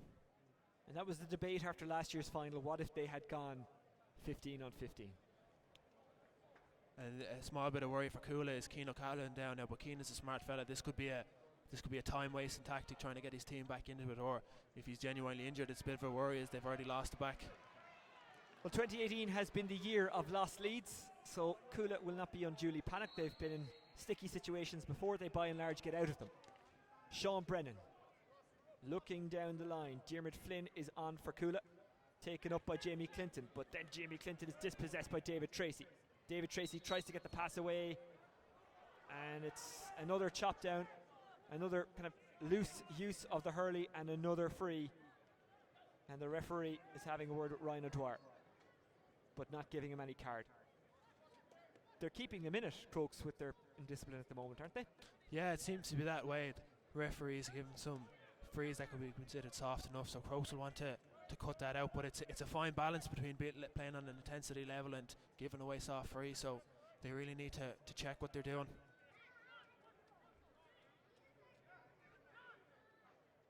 Tracy.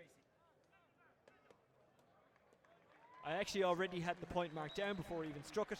4 for him, 5 between them. Crokes lead, 9 minutes to the break. In a very enjoyable game so far. Matt Collins. Nothing too scientific about these puck outs. They're just going straight to the wings. Lorcan McMullen from a tight angle. Lorcan McMullen. Oh, that's a great score. That's a great score, and Crokes are really up for this. They're really flying into every puck out. And as you said, there's no puck out strategy, just putting it down man on man and trying to win it themselves. I'm sure Anthony Daly would not be delighted to hear us say there's no strategy. It's always the assumption that when the ball is sent long, there's no strategy, and it's a wrong assumption from my behalf. Ryan O'Dwyer received it from Niall Corcoran. Back it goes to Corky. Corcoran looking for Damien Kelly up against Jake Malone. Bounces into the path of Sean McGrath. McGrath fancies this. No, he doesn't. He clips it inside for Ronan Hayes. Oh, it just goes under Hayes, and it's back to the goalkeeper, and now it's with Simon Timlin. But that again for me is a sign of intent from Crokes. Sean McGrath could have taken his score there, but put a ball in trying to work another goal. They look really trying to put Kula away here. Ryan O'Dwyer, who's loving being a centre back. This is going to drop inside the square, but it's a really fantastic catch, I think, by Oisin Goff. Oisin Goff gets the hand pass away. And here's Sean Moran. Moran cool as a breeze, turning away from Conway. But then it's intercepted by Corcoran. Corcoran is barreled into by Flynn, and that is a free into Crokes.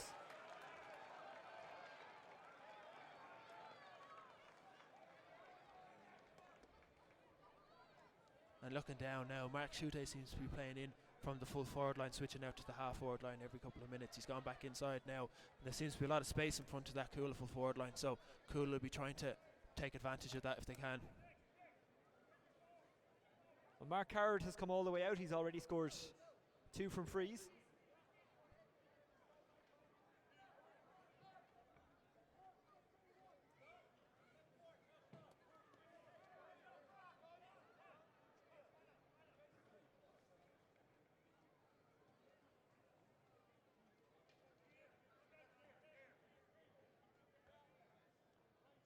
Howard has the height, has the elevation. Not the accuracy though. 3rd wide for Crokes. Yeah, and they'll be disappointed with that. To beat teams like Kula who have so much experience and so many stars, you really need everything to go well for you, so they'll be disappointed not to add another point to their lead there. Not sure if you can hear it, but Matty Kenny is screaming work, work, work on the sideline. Quaylan Conway tries to roll lift it up, it finds its way to Colm Cronin. Cronin down the wing. It's 50-50 at best. It's Nicky Kenny, who's policed by Jamie Clinton. Nicky Kenny. Good pickup. Good crossfield ball. David Tracy waiting for this one. Tracy takes. Tracy shoots. Tracy does not score. And again, Kula just don't seem settled in themselves. They don't look like the team that they've played before, and I'm sure Matty Kenny is looking forward to half time so he can settle them down and really give them a talk to and settle back to the way their playing style is. Well, generally with Kula it's a case of when they click rather than if they click. Good take by Sean McGrath. McGrath from a long way out, everything they hit turning to goal at the moment, or should I say turning to points. Sean McGrath with his first. That's an incredible score from Sean McGrath there. He'll be delighted with that and hoping he push on. He seems to be marking Sean Moore at the moment and trying to drag him out of the space of centre back, similarly to what Kula are trying to do, and create that space in front of the full forward line for runs to be made through the middle. Brendan. As we say, it only takes a couple of moments, a couple of pucks of the ball for Kula to get back into this one. And if there's any team who can, it's them. Colm Cronin, harassed by Quaylan Conway. Malone looking for it. Might fall for O'Carroll. It does. It's Ross O'Carroll. Ross O'Carroll fumbles. Malone putting him under real pressure there. They're still working hard, Kula. The free out is given. Malone a little bit clumsy with the stick there. A small bit, but it's that run behind that Jake Malone always does. He does it over and over again, and it mightn't happen 9 times, but the one time it does happen, it's a goal chance, and he lives off that kind of work rate. They've been fantastic to watch over the last couple of years, Kula. They really have, and you can see their style develop as they come on. Matty Kenny came in with a vision and and a goal for them, and it really every year they've got stronger at that goal of work rate, playing it through the channels and leaving space in front of the full forward line. Keep saying nice things about Matty. He could be your boss next season. Cian McGowan hits it long. Again, I don't expect you to respond on anything regards the Dublin manager. It would not be fair. Sean Moore. Keep my mouth quiet in that one. We cut your mic off, don't worry, just in case. Ball rolls into the path of Jamie Clinton. He had Colin screaming for it, didn't go to him, instead finds Corcoran.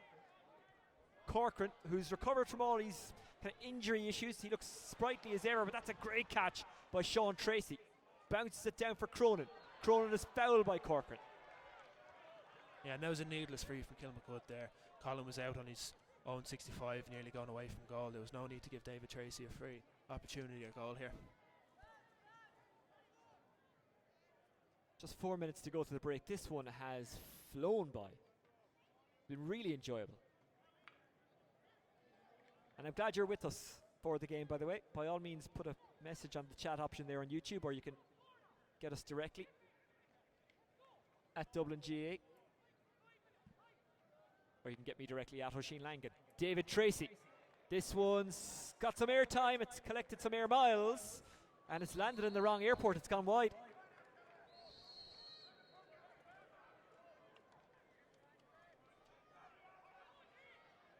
Conway tried to jump onto it. Pulled on there by Damien Kelly. Taken by, I think, Hayes again. Hayes is through. Hayes for a second goal. Oh, he spooned it wide. But he was pulled back on the way through. Advantage was coming, and it's a free in. Ron Hayes is a very dangerous inside forward. You can see the take along the ground there in the turn. Very, very dangerous player, and he did well, even though he's been fouled to get the shot off. Well, he's having a word with the umpires. Is it something more than a free? I'd say if you're a defender, you'd hate to mark a guy like Hayes. No, I've marked him a few times in training, and it's not an enjoyable experience at all. He really is an upcoming talent to Dublin, and it's exciting to see what he'll do in the future. Is he a penalty winner?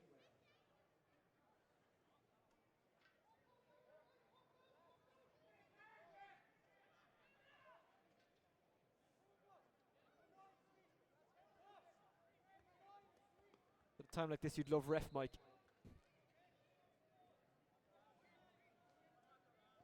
And it is a free to Crokes.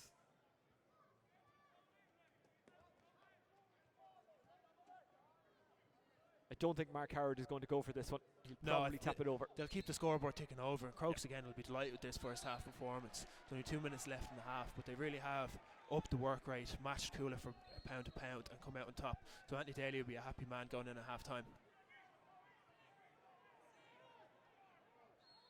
Brennan. Goff. Moran. Plays his way out of trouble very cleverly. Shannon steaming forward.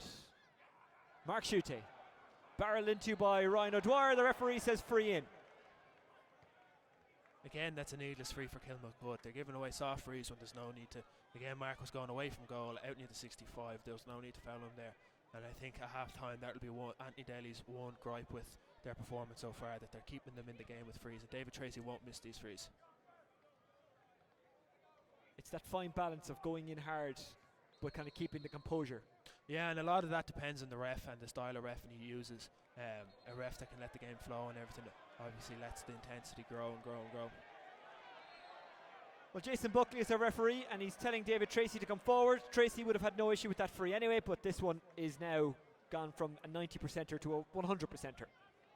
And it's great to have a free taker like this in your team. It gives your whole team confidence, and to be able to have a reliable free taker like that, you're nearly putting the score on the scoreboard before it's hit. Tracy slides that one over. 5 for him in the first half, and we've got 15 seconds plus injury time to go. Flynn can't get his hand on it. Conway back to Corcoran. This one's going to drop high towards Hayes, who's up against Timlin. Hayes bats it down, almost fell for Howard, does fall for O'Rourke. O'Rourke can't get a shot away. O'Rourke bouncing back up like a coiled spring, and it eventually goes wide. A 4th wide for Crokes. But it looks like the Coola full back line are in a bit of bother. There's low ball going in, there's high ball coming in, but the Crokes full forward line seem to be coming out on top so far. Goff. whose dad Eddie is a good Waterford man. Shannon tries to run onto it. Mark Shute shaking off the defenders, going forward, fouled again, and Ryan O'Dwyer is going to have to watch it because he's given away a lot of fouls, and a card mightn't be long in coming. In fact, I think here it is. Yeah, and I think that's just could be a yellow card here or talking to for consistent fouling. But that's where Mark Shute is at his best, where he gets the ball and takes off running at the goal, and he's such a big athletic man, they really have no choice but to take him down. Ryan is probably being told, look, that's 4 or 5 fouls at this stage. It's a yellow card.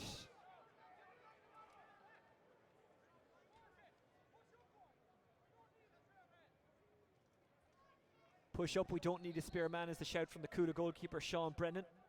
David Tracy. 6-point game again. That's possibly the last puck of the half. Well, probably the last strike on goal anyway. Matt Collins assesses his options. Sees a run from Conway. Conway beaten to it by Shannon, but Conway gets it on the breaking ball. Falls out of his hands. Mark Shute in on top of him. You can see now that they're this close how intense it is out there. Cian McGowan takes a shoulder. He's out of play. Con O'Callaghan going in, and I think it was actually a fair challenge. It's a Crokes ball. And as he changed his mind, I think he could be given a free in, or is it still a sideline? Well, I think it has to be a free because it was carried out over the line by McGowan. Yeah, so well, if the decision has gone Crokes' way, it has to be a free. Mark Howard's making his way out for it anyway. Well, remember that time I told you that David Tracy's free was the last strike on goal of the half? That was a lie. This is probably it. Well, there can't be too many stoppages. It's been a free-flowing game, and bar 1 or 2 injuries through innocent collisions and things, it's been a very fair game. Yeah, it's been a good contest. Mark Howard is standing so close to us. He's literally right under us. Strikes this one well. We went quiet, but Howard makes a big noise with a good free, his 4th overall so far.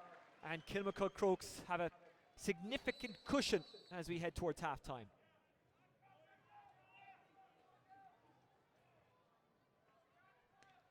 Brennan, is there time for one more piece of action? Con O'Callaghan went for it, didn't get it. Cronin just wouldn't stick in his hand. The referee blows the half-time whistle, and it's 2-8 to 7 points in favour of Crokes. Owen O'Donnell, what have you made of it so far? Well, I think Andy Daly will be definitely the happier of the managers, but Manny Kenny won't lose his cool. I think he'll come into the Coola dressing room. I don't think there'll be a lot of shouting and roaring. They'll just re-establish their plan and get back to a baseline, and I think it'll be a different Coola team that come out in the second half, guns-ho, ready to go. But Crokes have been very impressive for me the first half. If they can keep going like this, then they're a team to be reckoned with. Well, Matty Kenny, as cool as you like walking off the pitch, he's just crossing the 45, as you might be able to see there. He's in the red signet with Sean Carney, his stats man.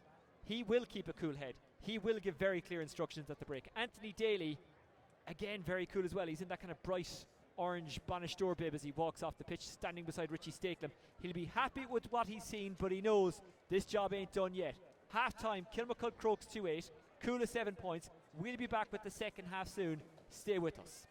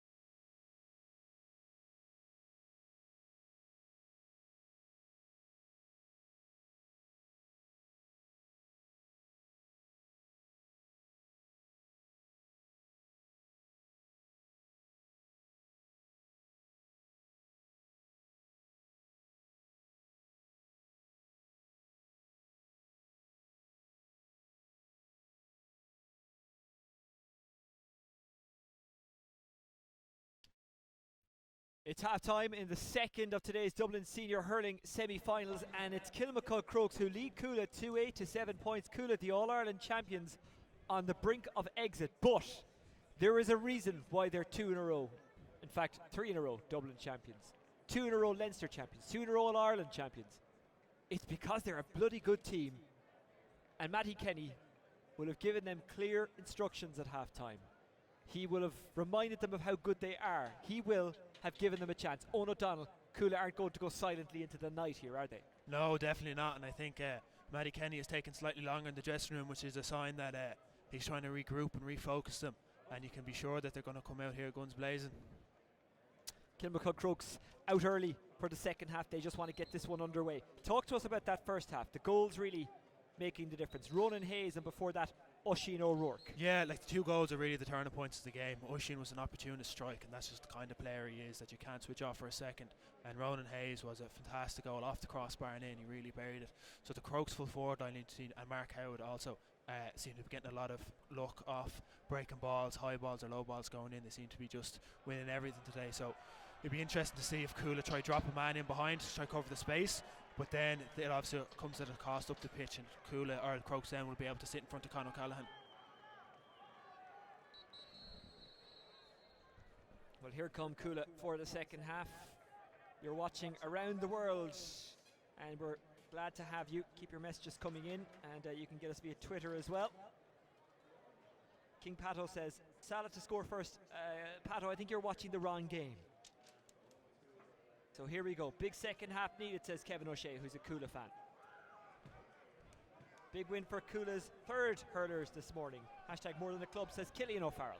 Lots of messages coming in. We might get to them towards the end of the game, or at the end of the game, because our concentration is on the play, and at the moment the play is bunched around the middle. We saw a lot of that in the first game, not so much in the second game.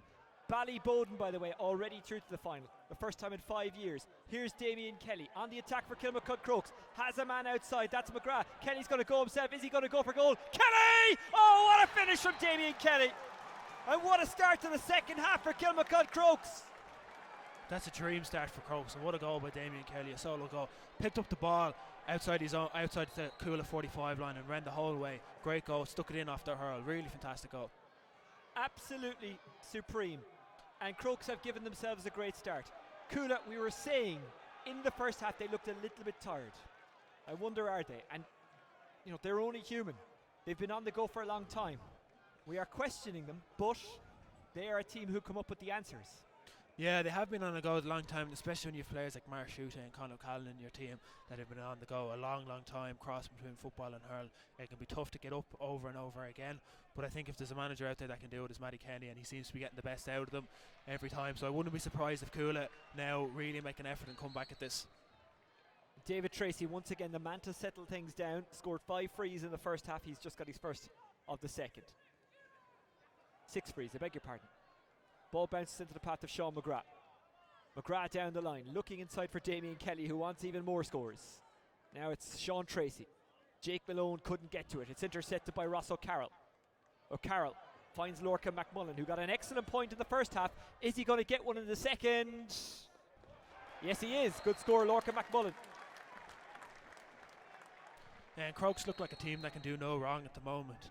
So they've got a bit of luck and they've put the hard work in. So they really seem to be a formidable team so far. Ryan O'Dwyer, who has to be careful in the second half. He got a yellow card in the first. Oisin Goff, fantastic catch. He's wrapped up by Oisin O'Rourke. Referee says no foul. Goff showing great strength there.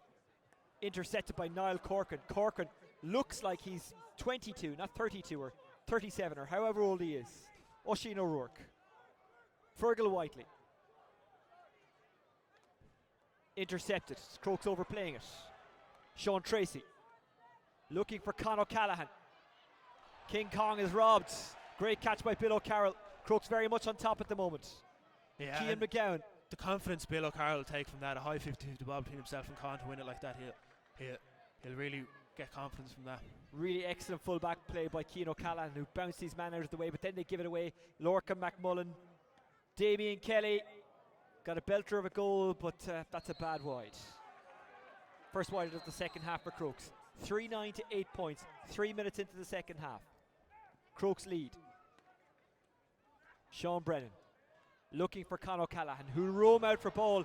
He turns on this one beautifully. He certainly has the pace, but Bill O'Carroll is getting back on him. That's a high tackle, gets his shot away anyway, gets his point anyway. Yeah, and I imagine that'll be a yellow card for Bill O'Carroll there with a high tackle. Has to be. Absolutely has to be. And you can see the poke out strategy Sean Brennan's trying to use now for Kula. They're trying to leave space on that far wing in front of Con for forward line and letting Con run out to it. The coffee has arrived, which is lucky because it's a cold day. Owen, you're somewhat a harder man than me because you didn't need one. You were good with the water. You're never I not think an I'm athlete, regretting my decision now. I would have. Really? I know. Here, you can share some of mine. I'll give you some of the cup heat. No? Yellow card for O'Carroll.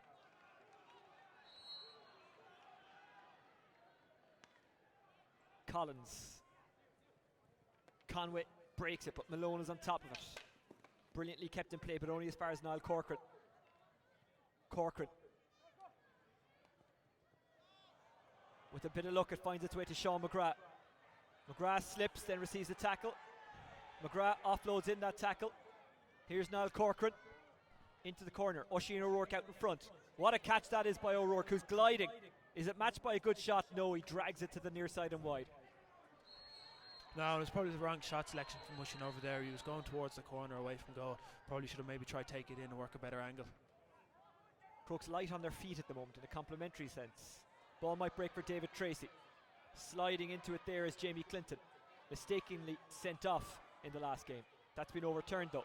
Corcoran tries to get to the breaking ball, but it's Colm Cronin. Cronin steaming through. Look at the work rate. Look at the effort. But then it's stolen by Cian McGowan. McGowan fouled surely by Mark Shute. Referee says no. Lorcan McMullen. Conway. Oh, it's stolen. And Flynn! Point. Well, that just goes to show that is a snapshot of what makes Cuala the champions they are. That work there. They wouldn't give up. They kept trying and eventually they got something. Yeah, and that's more like the Cuala we've seen over the years. The work rate, turning the ball over and getting scores from that. That's when they're most dangerous, is when they turn the ball over in their own forward line. I wonder, was Flynn going for goal there? He was shaping up and giving it the power for a goal. It seemed to be that way, but they'll take the point anyway. They'll settle themselves back into it. I think Cuala really need to start going up the gears. They looked a bit lethargic in the first half going in third gear. They really need to start stepping it up now. Nicky Kenny is off, by the way. Niall Carty has come in. Pretty sure that was a half-time substitution. Matt Collins in no rush here. Crokes in no rush. 6 minutes gone in the second half. Caught by a Crokes hand. The hand of Quaylon Conway. Conway inside to Damien Kelly. Kelly back outside to Whiteley. Wide. That's 3 wides already in the second half for Crokes. Yeah, and I'm not sure if Sean Moore got a hook on that or if it was a miss hit by Fergal Whiteley, but Cuala are definitely upping the pressure that they're putting on Crokes. Clinton breaks it. Tries to get away from Carty. Clinton into the hand. Damien Kelly. Kelly, it's 3-on-3 inside there. Ronan Hayes goes for it. Looked like he had a hand on the back. The referee says play on. Squirts out. Who's it going to squirt to? Oisin Goff guides it up to Sean Tracy. Sean Tracy gives it to David Tracy. Tracy goes long. Con O'Callaghan has found himself in space. He's the last man you want to give space to, but that's a good intercept by Jamie Clinton. He's surrounded by red and white though, and he can't get the ball to his teammate first time. Does try and get it second time. Bill O'Carroll picks it up. He's under pressure from Con O'Callaghan, who's incredibly strong. He's overcarried, free into Cuala, and that's more like it from Cuala. And that'll give them huge motivation, turning over and getting a score like this. David Tracy now with a relatively easy free. Cuala need to start working up through the gears, like I said, and them turnovers are the exact way to do it. I think Bill is giving out to the ref here, but I don't think he'll have much luck. No, they generally don't tend to change their mind, but you can maybe affect them. Like we have seen that in the past.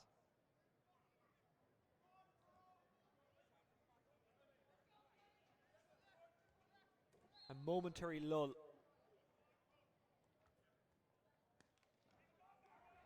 Tracy with his second free of the half, he's 8th overall. Only Con O'Callaghan and Diarmuid Flynn have scored for Cuala aside from Tracy. Yeah, and I think Cuala will start looking to players like David Tracy now to step it up from play and start scoring more and working harder on the play. Here's Lorcan McMullen. Has a good swing at that one and it goes over. A third point for Lorcan McMullen. Spoke to a Croke selector last night, didn't give anything away, but he did say that McMullen is flying over the ground. Yeah, well, he seems like a bundle of energy there. He's non-stop moving and it's paying dividend here. Just evades McMullen, intercepted by McGowan. McGowan can't keep it. Jumping in there is Lorcan McMullen. He's brave. He's kind of like Daniel Carney of Cork. Not overly big, but he's strong and he's got a low centre of gravity and he's good with the ball. Might fall here for Sean McGrath.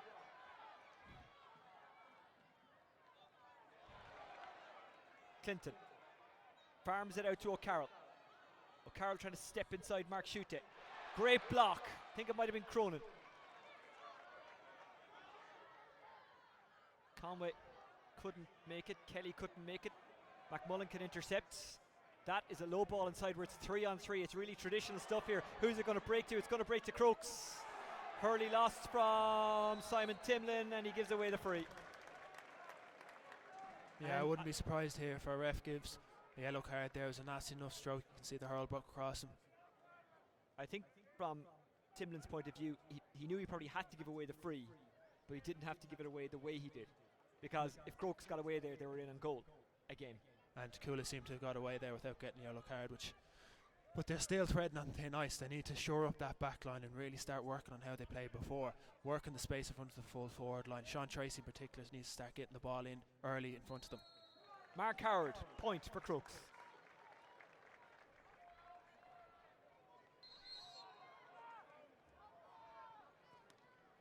It's big enough to be a final, but it's not the final. And it would be incredibly offensive to a very good Ballyboden team if you were to say this was de facto final, because Ballyboden would give either of these two a stern game. Cian McGowan intercepts. Oisin O'Rourke breaks for it. Shows a real good blast off the spot to get there, but then holding him up is Sean McGrath. Free in for Kula.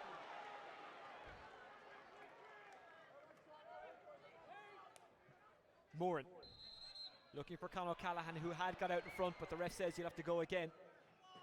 Yeah, I think Colin feels a bit hard done by that. He'd made the run, got out in space. I'm not sure why the ref is making him retake it again. It seemed okay to me. Michael Fitzpatrick on YouTube says Lorcan is savage. He absolutely is. Lorcan McMullen from County Down. He scored 3 points, but even outside of his scoring exploits, he's been excellent from general play.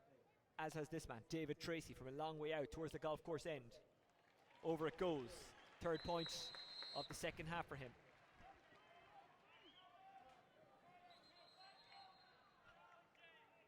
Oisin Johnson. A serious goal from Damien Kelly. And Colm Shannon is heading off. Didn't quite see who came on. We will in a moment. Maybe you did, Owen. I'm trying to see the number on his back now. I think it's Shane Murphy. It is Shane Murphy. Yeah, Shane Murphy. So time to change it up for Coolit. They need an injection of energy. What a catch that was. But then he goes out of play. Yeah, I think Coola do need an injection of energy. They've looked quite lethargic so far. I think for them to win it, they really need to start trying to create goal chance. And over there, I'm looking, there's a bit of trouble between Sean Moran and Anthony Daly. Well, Sean Moran was on the fringes of the Dublin panel when Anthony Daly was in charge. Didn't quite make it by his own admission. Hurling wasn't as big a deal to him back then. Crokes get the decision. Moran is a player who has matured, and he's one of these players, to his credit, who kind of has got better with age. Sometimes players are written off in their early 20s and they don't come back to it, but Moran really has. Yeah, absolutely, and I think his year last year really proves that. Club Hurler of the Year is a testament to that. You know, he's a standout player, but I think the way Coola play really lets him flourish in that position. A lot of the time Sean Moran can sit as a free man, and in high balls Coola will defend their own men and let Sean go up uncontested, so it's a really good system for Sean Moran to flourish in. Well, they were so long over that decision I thought it was gone to the CCC, but the end decision is that it's a Coola ball, and here's Mark Schutte. Mark Schutte, could it be a match turning moment? Not for now. O'Carroll, Ross up against Colm Cronin. That's a bit of a battle of the giants. Shane Murphy gets into this one immediately. Forward it goes from O'Carroll. Here is Quaylon Conway. Quaylon Conway down the park, looking for Hayes. Good corner back play by Timlin. Out it goes. This time it's a Crokes ball. Every decision being contested by the players and the fans. This is championship. Yeah, the crowd have certainly livened up over the far side there, and every play seems to really be dramatic over there at the moment, and I think this could be a turning point of the game, that if Akula can get a hand and claw in it now, they really could get momentum from it. Whiteley doesn't catch it the way he wants. Hayes falls over. Comes back to Whiteley. Whiteley spoons it. Here's Mark Howard trying to get out in front of Cian O'Callaghan. Howard does well, he's in the corner. All he can do is kind of blindly puck it across. Damien Kelly tries to dispossess John Shannon. And it's gone out for a Kula line ball.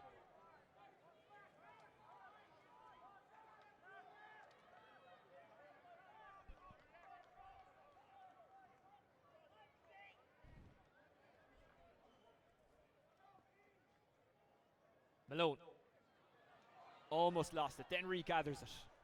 Under real pressure from Ryan O'Dwyer. Malone on the ground. And it's essentially turned into a ruck. Lorca McMullen steals away. Cian McGowan. McGowan is blocked down. Damien Kelly chasing after it, as is Oisin Goff. Goff effectively playing as a sweeper at the moment. I wonder will they abandon that system soon, because Coola need goals. They have to go for it. Sean Tracy into the corner. O'Carroll away from Con O'Callaghan. Con does really well, but O'Carroll gets it back. Ryan O'Dwyer. Corcoran. Lorca McMullen. McMullen. Oisin O'Rourke out in front, trying to turn Cian O'Callaghan. Good turn by Oisin O'Rourke. O'Rourke, well, he's in too much of a crowd to get the shot away, but he tries anyway. Cian O'Callaghan does really well. Cian does very well there as a fullback. You know, Oisin's a tricky customer to stop him like that. Damien Kelly under pressure from David Tracy. Tracy doing incredibly well, losing his stick, but somehow getting it to Shane Murphy. Brilliant work from David Tracy. Crokes have been queuing up for this one. Out it goes to Ryan O'Dwyer off the hand of Bill O'Carroll. O'Dwyer down the wing. It's zippy to Hayes. Hayes dispossessed by Simon Timlin. Timlin inside. Shannon. Shannon goes long. Doesn't have the legs. Collins has to be careful. Carty tackles him, but he gets it away. Jamie Clinton into the middle. Shane Murphy gets away from him. Doesn't get away from John Shannon. Mark Schutte. Con O'Callaghan. And O'Callaghan hits it wide. He was really under pressure when he got that one. Yeah, Matty that was Kenny screams, keep going. That was a long period of play there. It was like a tennis match back and forth. But for a period there, off camera, you could see in the Kilmacota back line, Con O'Callaghan and Bill O'Carroll were the only players there within it, and Bill had a tight grip of him. But if Coola can get the ball and work that quickly into the space, there is a danger there. Ball rolls down to Fergal Whiteley, yet to score in this game, but he's worked incredibly hard. He won't care if he never scores, so long as Crokes win. Cross it goes, looking for Kelly, but it's only... Oh, it doesn't find Goff. It finds Oisin O'Rourke, who finds a score for Crokes. First one in a while. I think that's 1-1 for Oisin today from play, and he's had a super game. He's been a constant danger there in that left corner. Jake Malone, barreled into by McMullen. Or beg your pardon, Ryan O'Dwyer. Foul committed by Malone, free to Crokes. Niall Corcoran encouraging O'Dwyer.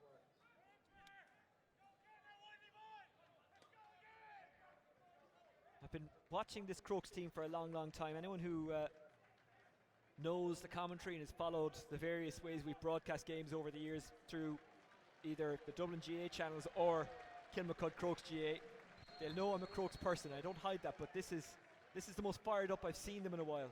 But again, it's Coola. Just don't write them off. They're fantastic champions, fantastic club. No, it has the shape now of a very exciting last 15 minutes, and Coola really need to push on, and Crokes need to push on as well. They can't maintain this lead. They have to go up another gear as well. O'Dwyer gets the cool tech behind that, but guides it wide. 4 wides in the first half, now 4 in the second as well. Yeah, no, Andy Daly won't be happy with a play like that. They're better off working the ball through the lines, trying to get a ball into the corner. That's a waste, and it gives Coola a chance now to set it up from a platform. Sean Brennan goes long. Coola not done yet. Malone runs onto it. Shannon. That's going to go wide. Yeah, and you can see Con O'Callaghan standing at the edge of the D there with his hands in the air giving out. really coolest game plan for the last 3 years and where they've got success of is hitting the ball in early to the full forward line, which they don't seem to be doing at the moment.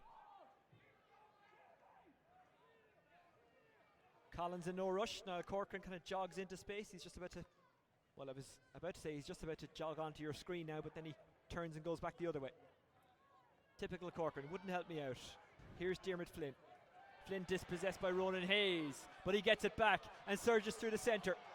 Flynn still going. What a strong run that is. Mark Shute has options left and right. Shute still going. Shute inside. Con O'Callaghan can't guide it in, but the chance not gone yet. Going to ground is Carty, and that's a penalty, I think. I think it's a penalty. The ref hasn't made himself clear yet, but I think it's a penalty. It was inside the square anyway. Well, Con O'Callaghan looking good for a goal there. Good save by Matt Collins. And that really opened up from Diarmuid Flynn, getting the ball, running at Coola, taking the fight to them. And that's where they're going to see dividend. Running at them, taking them on.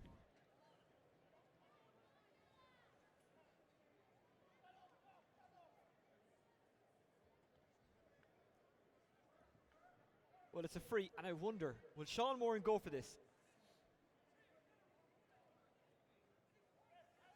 It seems Sean Moran is going for it, or David Tracy would have just put it over. Well, Moran tends to be the man they go to when they need a goal in these kind of situations, as we saw on St. Patrick's Day. Well, I didn't see it. I was in Twickenham. I saw it back. I watched it back a couple of times. It was a really entertaining game. Got to the replay, didn't miss that. What a fantastic day that was in Portlaoise. What a fantastic display by both teams. And it's experiences like that Coola will be looking to now to lead them through for the last 10 minutes. Sean Moran has been here and done it, so I doubt he'll be feeling nervous before this free. Oh, it is a penalty. We didn't indicate penalty, didn't put his arms out at any stage, but now he's made his decision clear. So it's Sean Moran against Matt Collins. 10 minutes to go. A goal would bring them back to within 6. And Sean Moran still has a tough task ahead here. The penalties definitely aren't as easy as they appear. Moran did it in the All-Ireland final. Can he do it here in the Dublin semi? Yes, he can.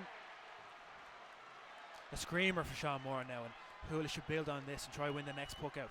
Matt Collins will try slow this down as much as he can now, but Coola really need to lift it. 6 between them, and listen to the Coola roar. The red flags are flying. What can Crokes do by way of a response? Niall Corcoran pops it up for Ryan O'Dwyer. O'Dwyer tackle, but he's strong in the tackle.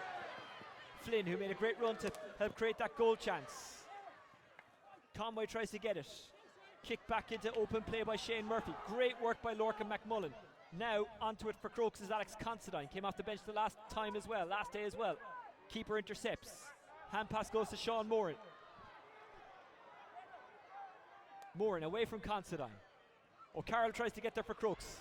Does first time, can't get the second ball. It's Colm Cronin. Cronin back to David Tracy, running on the loop. Tracy looking inside. I think that's Carty on the far post. Breaks it down for himself. Carty puts it across. So Carroll trying to get there. Coola looking to get inside. Shane Murphy. Murphy! Saved by Collins. It was an easy one by his standards. Yeah, well saved from there, but I think Coola should try add on a few more points, keep the scoreboard ticking instead of trying to force a goal. There's still 10 minutes left roughly plus additional time, so here's really should try to keep the scoreboard ticking. Shannon didn't get the shot away. O'Carroll back into the path of Shannon, who followed it in.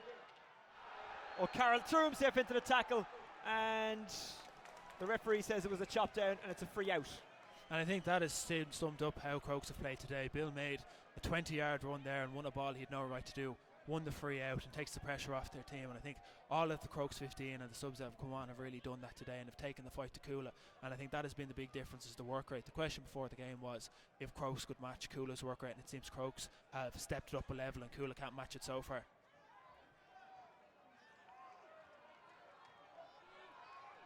And a yellow card for Shannon.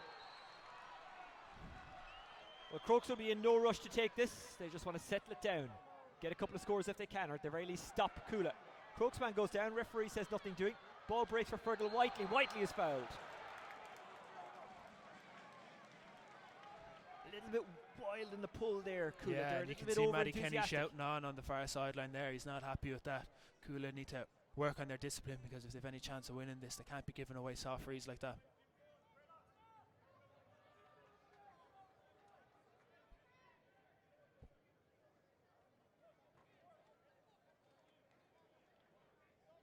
Mark Howard in zero rush here. 7 minutes plus injury time to go. This would put 7 between them. And yet still you wouldn't say that this is done. No, definitely not. Any other team than Kula, you might give Crokes benefit of the advantage, but Kula are very dangerous. Howard. Can the Cork man make a big move in the Dublin Championship? Oh, he hits it wide. And that will chip away at the confidence of Crokes and give Yeah, Kula that'll a be a little boost. disappointing wide from Crokes, and I can see Anthony Daly shouting on, encouraging these players. They'll need to regroup after that. Shane Murphy drops it in. Con O'Callaghan waiting. Con O'Callaghan not foul, says the referee. Free out, and Kula apoplectic.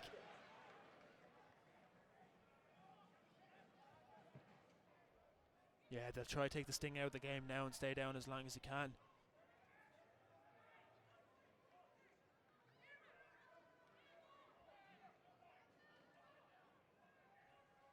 I think the ref just having a word with Ross O'Carroll there, telling him to calm down. Ross gave a big shout there when they won the free out, thinking he should just calm down and stick to the process that they've been going through with. Well, Malone just kind of threw himself in with a bit of a frontal shoulder there, and that's why he's getting the yellow card, and that's why the free is being given away.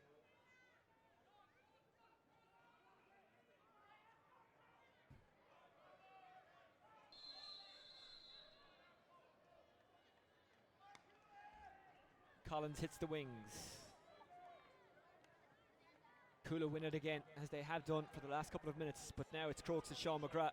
McGrath absolutely surrounded. Niall Corcoran provides the outball. Corcoran trying to escape from Colm Cronin. That's a good take by Quaylon Conway. Conway with a bit of time and a bit of space, but then he's closed down by Carty, who's been so effective since coming in. Great work by Carty. Just would not let Conway get that shot away. Cronin, fantastic catch. Cronin straight down the middle. O'Carroll has slipped, but luckily for him, Jamie Clinton was back there. However, Crokes give it away. Diarmuid Flynn trying to get around Ryan O'Dwyer. Goes backwards to Cronin. Cronin to bring it down to a 5-point gap. Cronin does what he needs to do, his first of the game, and it's a big one. And just interestingly to note, in the last 3 or 4 minutes, Crokes have started playing with the sweeper back there. So they're obviously trying to solidify things up and not let any loose goals in. And another stoppage. Niall Corcoran is down this time. And again, I think this could be a few tricks of the trade and an experienced player trying to waste time. But it's been an intense game. If there's cramps, you'd expect them around now. Sean McGrath off camera was stretching his hammers.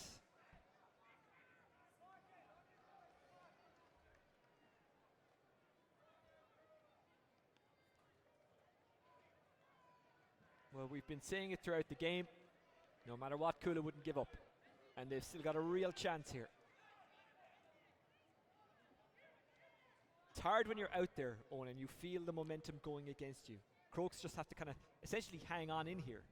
Yeah, and it's a difficult place for Crokes to be. If you change that mentality of hanging on and not sticking to the process of what got you there in the first place, things can go quickly very wrong for you. So Crokes, I think, need to push on and be looking for more scores rather than sitting back and inviting Kula onto them. Well, as you said, they've gone with a sweeper now. Can they win enough possession? They've lost this one. It's brilliant again from Diarmuid Flynn. He's been fantastic since he's come on. Lorcan McMullen chasing him down. Flynn gets it again. Flynn bearing in on the goal, surrounded by purple and gold. Lorcan McMullen intercepts. Then he's shouldered from behind by Shute. Referee says play on. Waiting for it now is Sean McGrath. McGrath has an option of Mark Howard just ahead of him, trying to get away now from Sean Moran. Mark Howard looking for it, but they don't go to him. They go to Conway, and it's lost again. But Sean McGrath is working hard to get it back. And it's a free to Kula. I just hope it's not too early for Crokes to go into defending mode and try latch on to what they have. I hope they push on, but that's a very poor ball and miscommunication between Con and Sean there. They won't be happy with that. Niall Corcoran wants it, but he's being closed down by David Tracy. Corcoran inside, slips away from Tracy. It's good work. Corcoran has lost it. He can play a bit of football. He's going to have to here. Corcoran standing over, trying to guide it away from Con O'Callaghan. The last man you'd want on it from a Crokes point of view. Con O'Callaghan goes for the shot. This to bring it down to 4. Con O'Callaghan delivers his third of the game. Yeah, and Coola are slowly narrowing the gap. I just don't know if there's enough time left. I think Coola need a goal really to see this out. These two don't do boring. Their last 2 matches have been real battles. They've been intriguing. Coola win it again. Sean Moran skips it down for Niall Carty. Carty inside. It's Murphy. Look at David inside. David Tracy has dropped in there, but O'Carroll intercepts. Has he got anything to aim at? Yes, he does. Fergal Whiteley trying to get away from Flynn. That's a free, and that's needless from Flynn. And Crokes again will just slow it down. Yeah, and that's the exact opposite of what Coola need at the moment. They need to be working to tackles like they do, turnovers, get the turnovers in the forwards. Giving away frees like this really slows the game and takes the sting out of it. Corcoran's in bother. He's signalling to the bench that he's got to go off. He is being replaced now.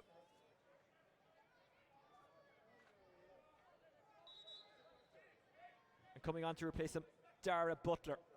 Yeah, Dara Butler, I played a year of Dublin minor with him. He's a really tenacious young lad who loves tackling, loves battling, so it'll be an interesting last few minutes for him, Mark and Colin Cronin. He won't shy away from the challenge anyway. Ryan O'Dwyer won't go long. Hits it into the corner. Oisin O'Rourke wanted it. Oisin O'Rourke gets it. He's been pushed off it there brilliantly by Oisin Goff. The 2 Oisins colliding there. Now it's Quaylon Conway. Crokes need a score to settle them down, but it doesn't come now. 10 wides for Crokes. 6 of them in the second half. 30 seconds of normal time to go, but we've got probably 3 or 4 minutes of injury time at the very least. David Tracy receives it. This one, if it goes over, makes it a 3-point game. It's got one destination, that's between the sticks, and it is a 3-point game. Tracy with his first from play. Yeah, and the roar of the Coola crowd over there, the Coola Ultras as they're called, you know, they're really getting behind the team now, and I wouldn't be surprised if Coola run this very tight at the end. Collins goes long into the corner looking for Mark Howard, but he's put that one straight into the stand. Crokes are rattled. That's not what Crokes need at the moment. They need to steady the ship and really concentrate on what they're doing, and a puck out over the sideline for Matt Collins is the exact opposite of what they need. It gives Cool a chance to launch another attack.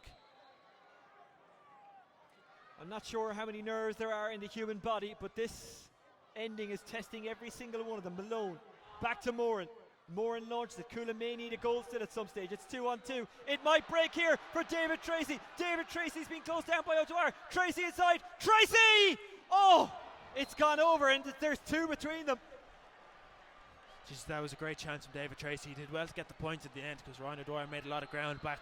But Crokes are hanging on here. They really need to push this out. 1 minute of injury time played. I don't know how many. It kind of adds to the tension when they don't put up the sign. I don't think they even have one. Matt Collins. And an interesting move from Matty Kenny as Keane O'Callaghan has gone into the full forward line, half forward line. Lorcan McMullen is fouled, and Crokes have a free from a scoreable position.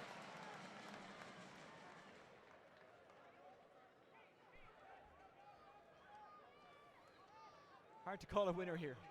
Very hard. I think this will settle Kilmacud down now if Mark Howard can score this. But it's a tough free with a lot of pressure, and he's missed 1 or 2 already today, so this will be an important free for him. Well, this game is everything we expected it to be. Exciting, tense, dramatic. Mark Howard. That's a good score for Three Mark between Howard. them. 2 second half frees for Howard. No, and I can't imagine there's too much time left on. There hasn't been too many stoppages in the second half. Crokes making a change. Didn't quite catch who went off there. But I can tell you who came on. It's Barry O'Rourke. It's Shawnee McGrath going off. He's limping off. He's carrying a leg, isn't he?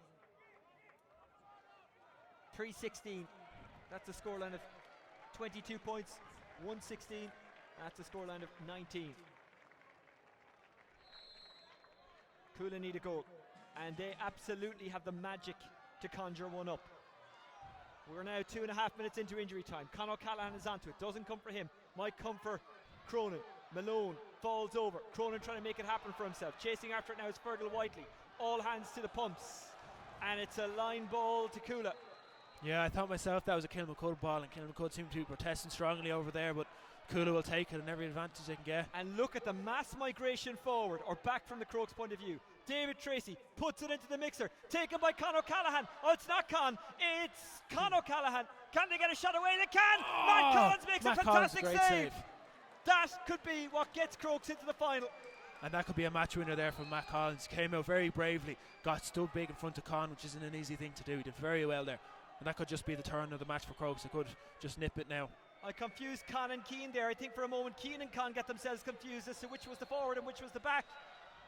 Is this the last puck? There can't be much longer left. 3.5 minutes played. Crokes by 2. Mark Howard couldn't get onto it, but his teammate can. This is Fergal Whiteley. Whiteley down the right. Whiteley with the shot. Is it all white on the night for Crokes? Not at the moment. Another wide. This is all eating into Crokes' time, though. They'll be happy with this. But this is false chance. Sean Tracy in a lot of space here. Sean Tracy left free. He has to clip it to the back post where Con is waiting. Con O'Callaghan! Oh, it's smothered. Can he get a second shot away? No, he can't. Crokes absolutely surrounding him. It's into the hand of Ryan O'Dwyer. He loses it now. It's O'Carroll. O'Carroll racing through the gauntlet, trying to get away from Carty. Free out, and that could be that. Yeah, and that's Bill O'Carroll. He's been outstanding all day. And Con O'Callaghan one-on-one, a diving hook there. Really is. Crokes are putting their bodies on the line here, and that was exceptional play from Bill. And that's it. Kilmacud Crokes back in the final. They've finally beaten Coola after losing to them 2 years in a row. It was dramatic. It was tense. It was amazing. Kilmacud Crokes 313. Coola 117. You can see the celebrations up here from Crokes. You know, there's just how much it means to them. They're running around. Niall Corkin is over there limping with a cramp, but he's still running on. Well, what a finish. Coola showing their mettle, showing why they have been fantastic All-Ireland champions over the last 2 years. But I think maybe, just maybe, they ran out of legs. Yeah, I think deserving win for Crokes, though. They were an astounding team today. They really pushed it from the starting whistle, and fair play to them. You know, Anthony Daly has done a lot of work with them this year, and they've worked hard. So credit where credit's due. Well, Dalo will be delighted. They face Ballyboden in the final. We know that Crokes will probably be favourites for that, but you wouldn't be writing off Ballyboden, judging by what we saw earlier today, and in fact right throughout the championship. Coola they gave everything towards the end. Crokes hung on, didn't they? It was more of a case of Crokes hanging on than Crokes winning. Yeah, that is the case at the last 10 minutes, but I think Crokes can hang on because they put themselves in a position to be able to do that. You know, they really attacked Coola from the start, and they put the good scores up on the board. You know, 3 goals against Coola is probably something very rare in the past 3 years against Coola. So, you know, credit where credit's due for Crokes. They really put themselves in a position where they could hang on at the end and grind it out. And fair play to Matty Kenny. He's out there shaking the hand of all the Crokes players. He has been a magnificent manager of Coola. He may continue to be a magnificent manager of Coola. He will obviously be in the running for the Dublin job, and if he gets it, he absolutely deserves it. He's a worthy candidate. Anthony Daly, he will be concentrating not on the Dublin job, but on the Crokes job, and the fact that they've got a final coming up. Owen, your final thoughts? Yeah, it's making of an interesting final. I think Joe Fortune will be looking at this match, and I think he'll be lipping his lips. You know, Bowden and Crokes is kind of a classic. They've been the 2 heavyweights of Dublin hurling over the past number of years, 20 years or so. So it'll be an interesting one. I think there'll be a lot of good matchups. It'll be a very physical battle, and it's tough to call at this point, but it's definitely shaping up to be something special. Well, today was something special earlier on. Ballyboden getting the win against St. Vincent's. They kind of pulled away in the end. Mellett with the goal to seal it in injury time. Here, Matt Collins with a fantastic save for Crokes, and that is what has them in the final. The final score, Kilmacud Crokes 313, Coola 117 from Owen O'Donnell and myself, Oisin Langan. We'll see you for the final, and we'll be back for the football next week as well, the double header of semi-finals. Until then, bye-bye.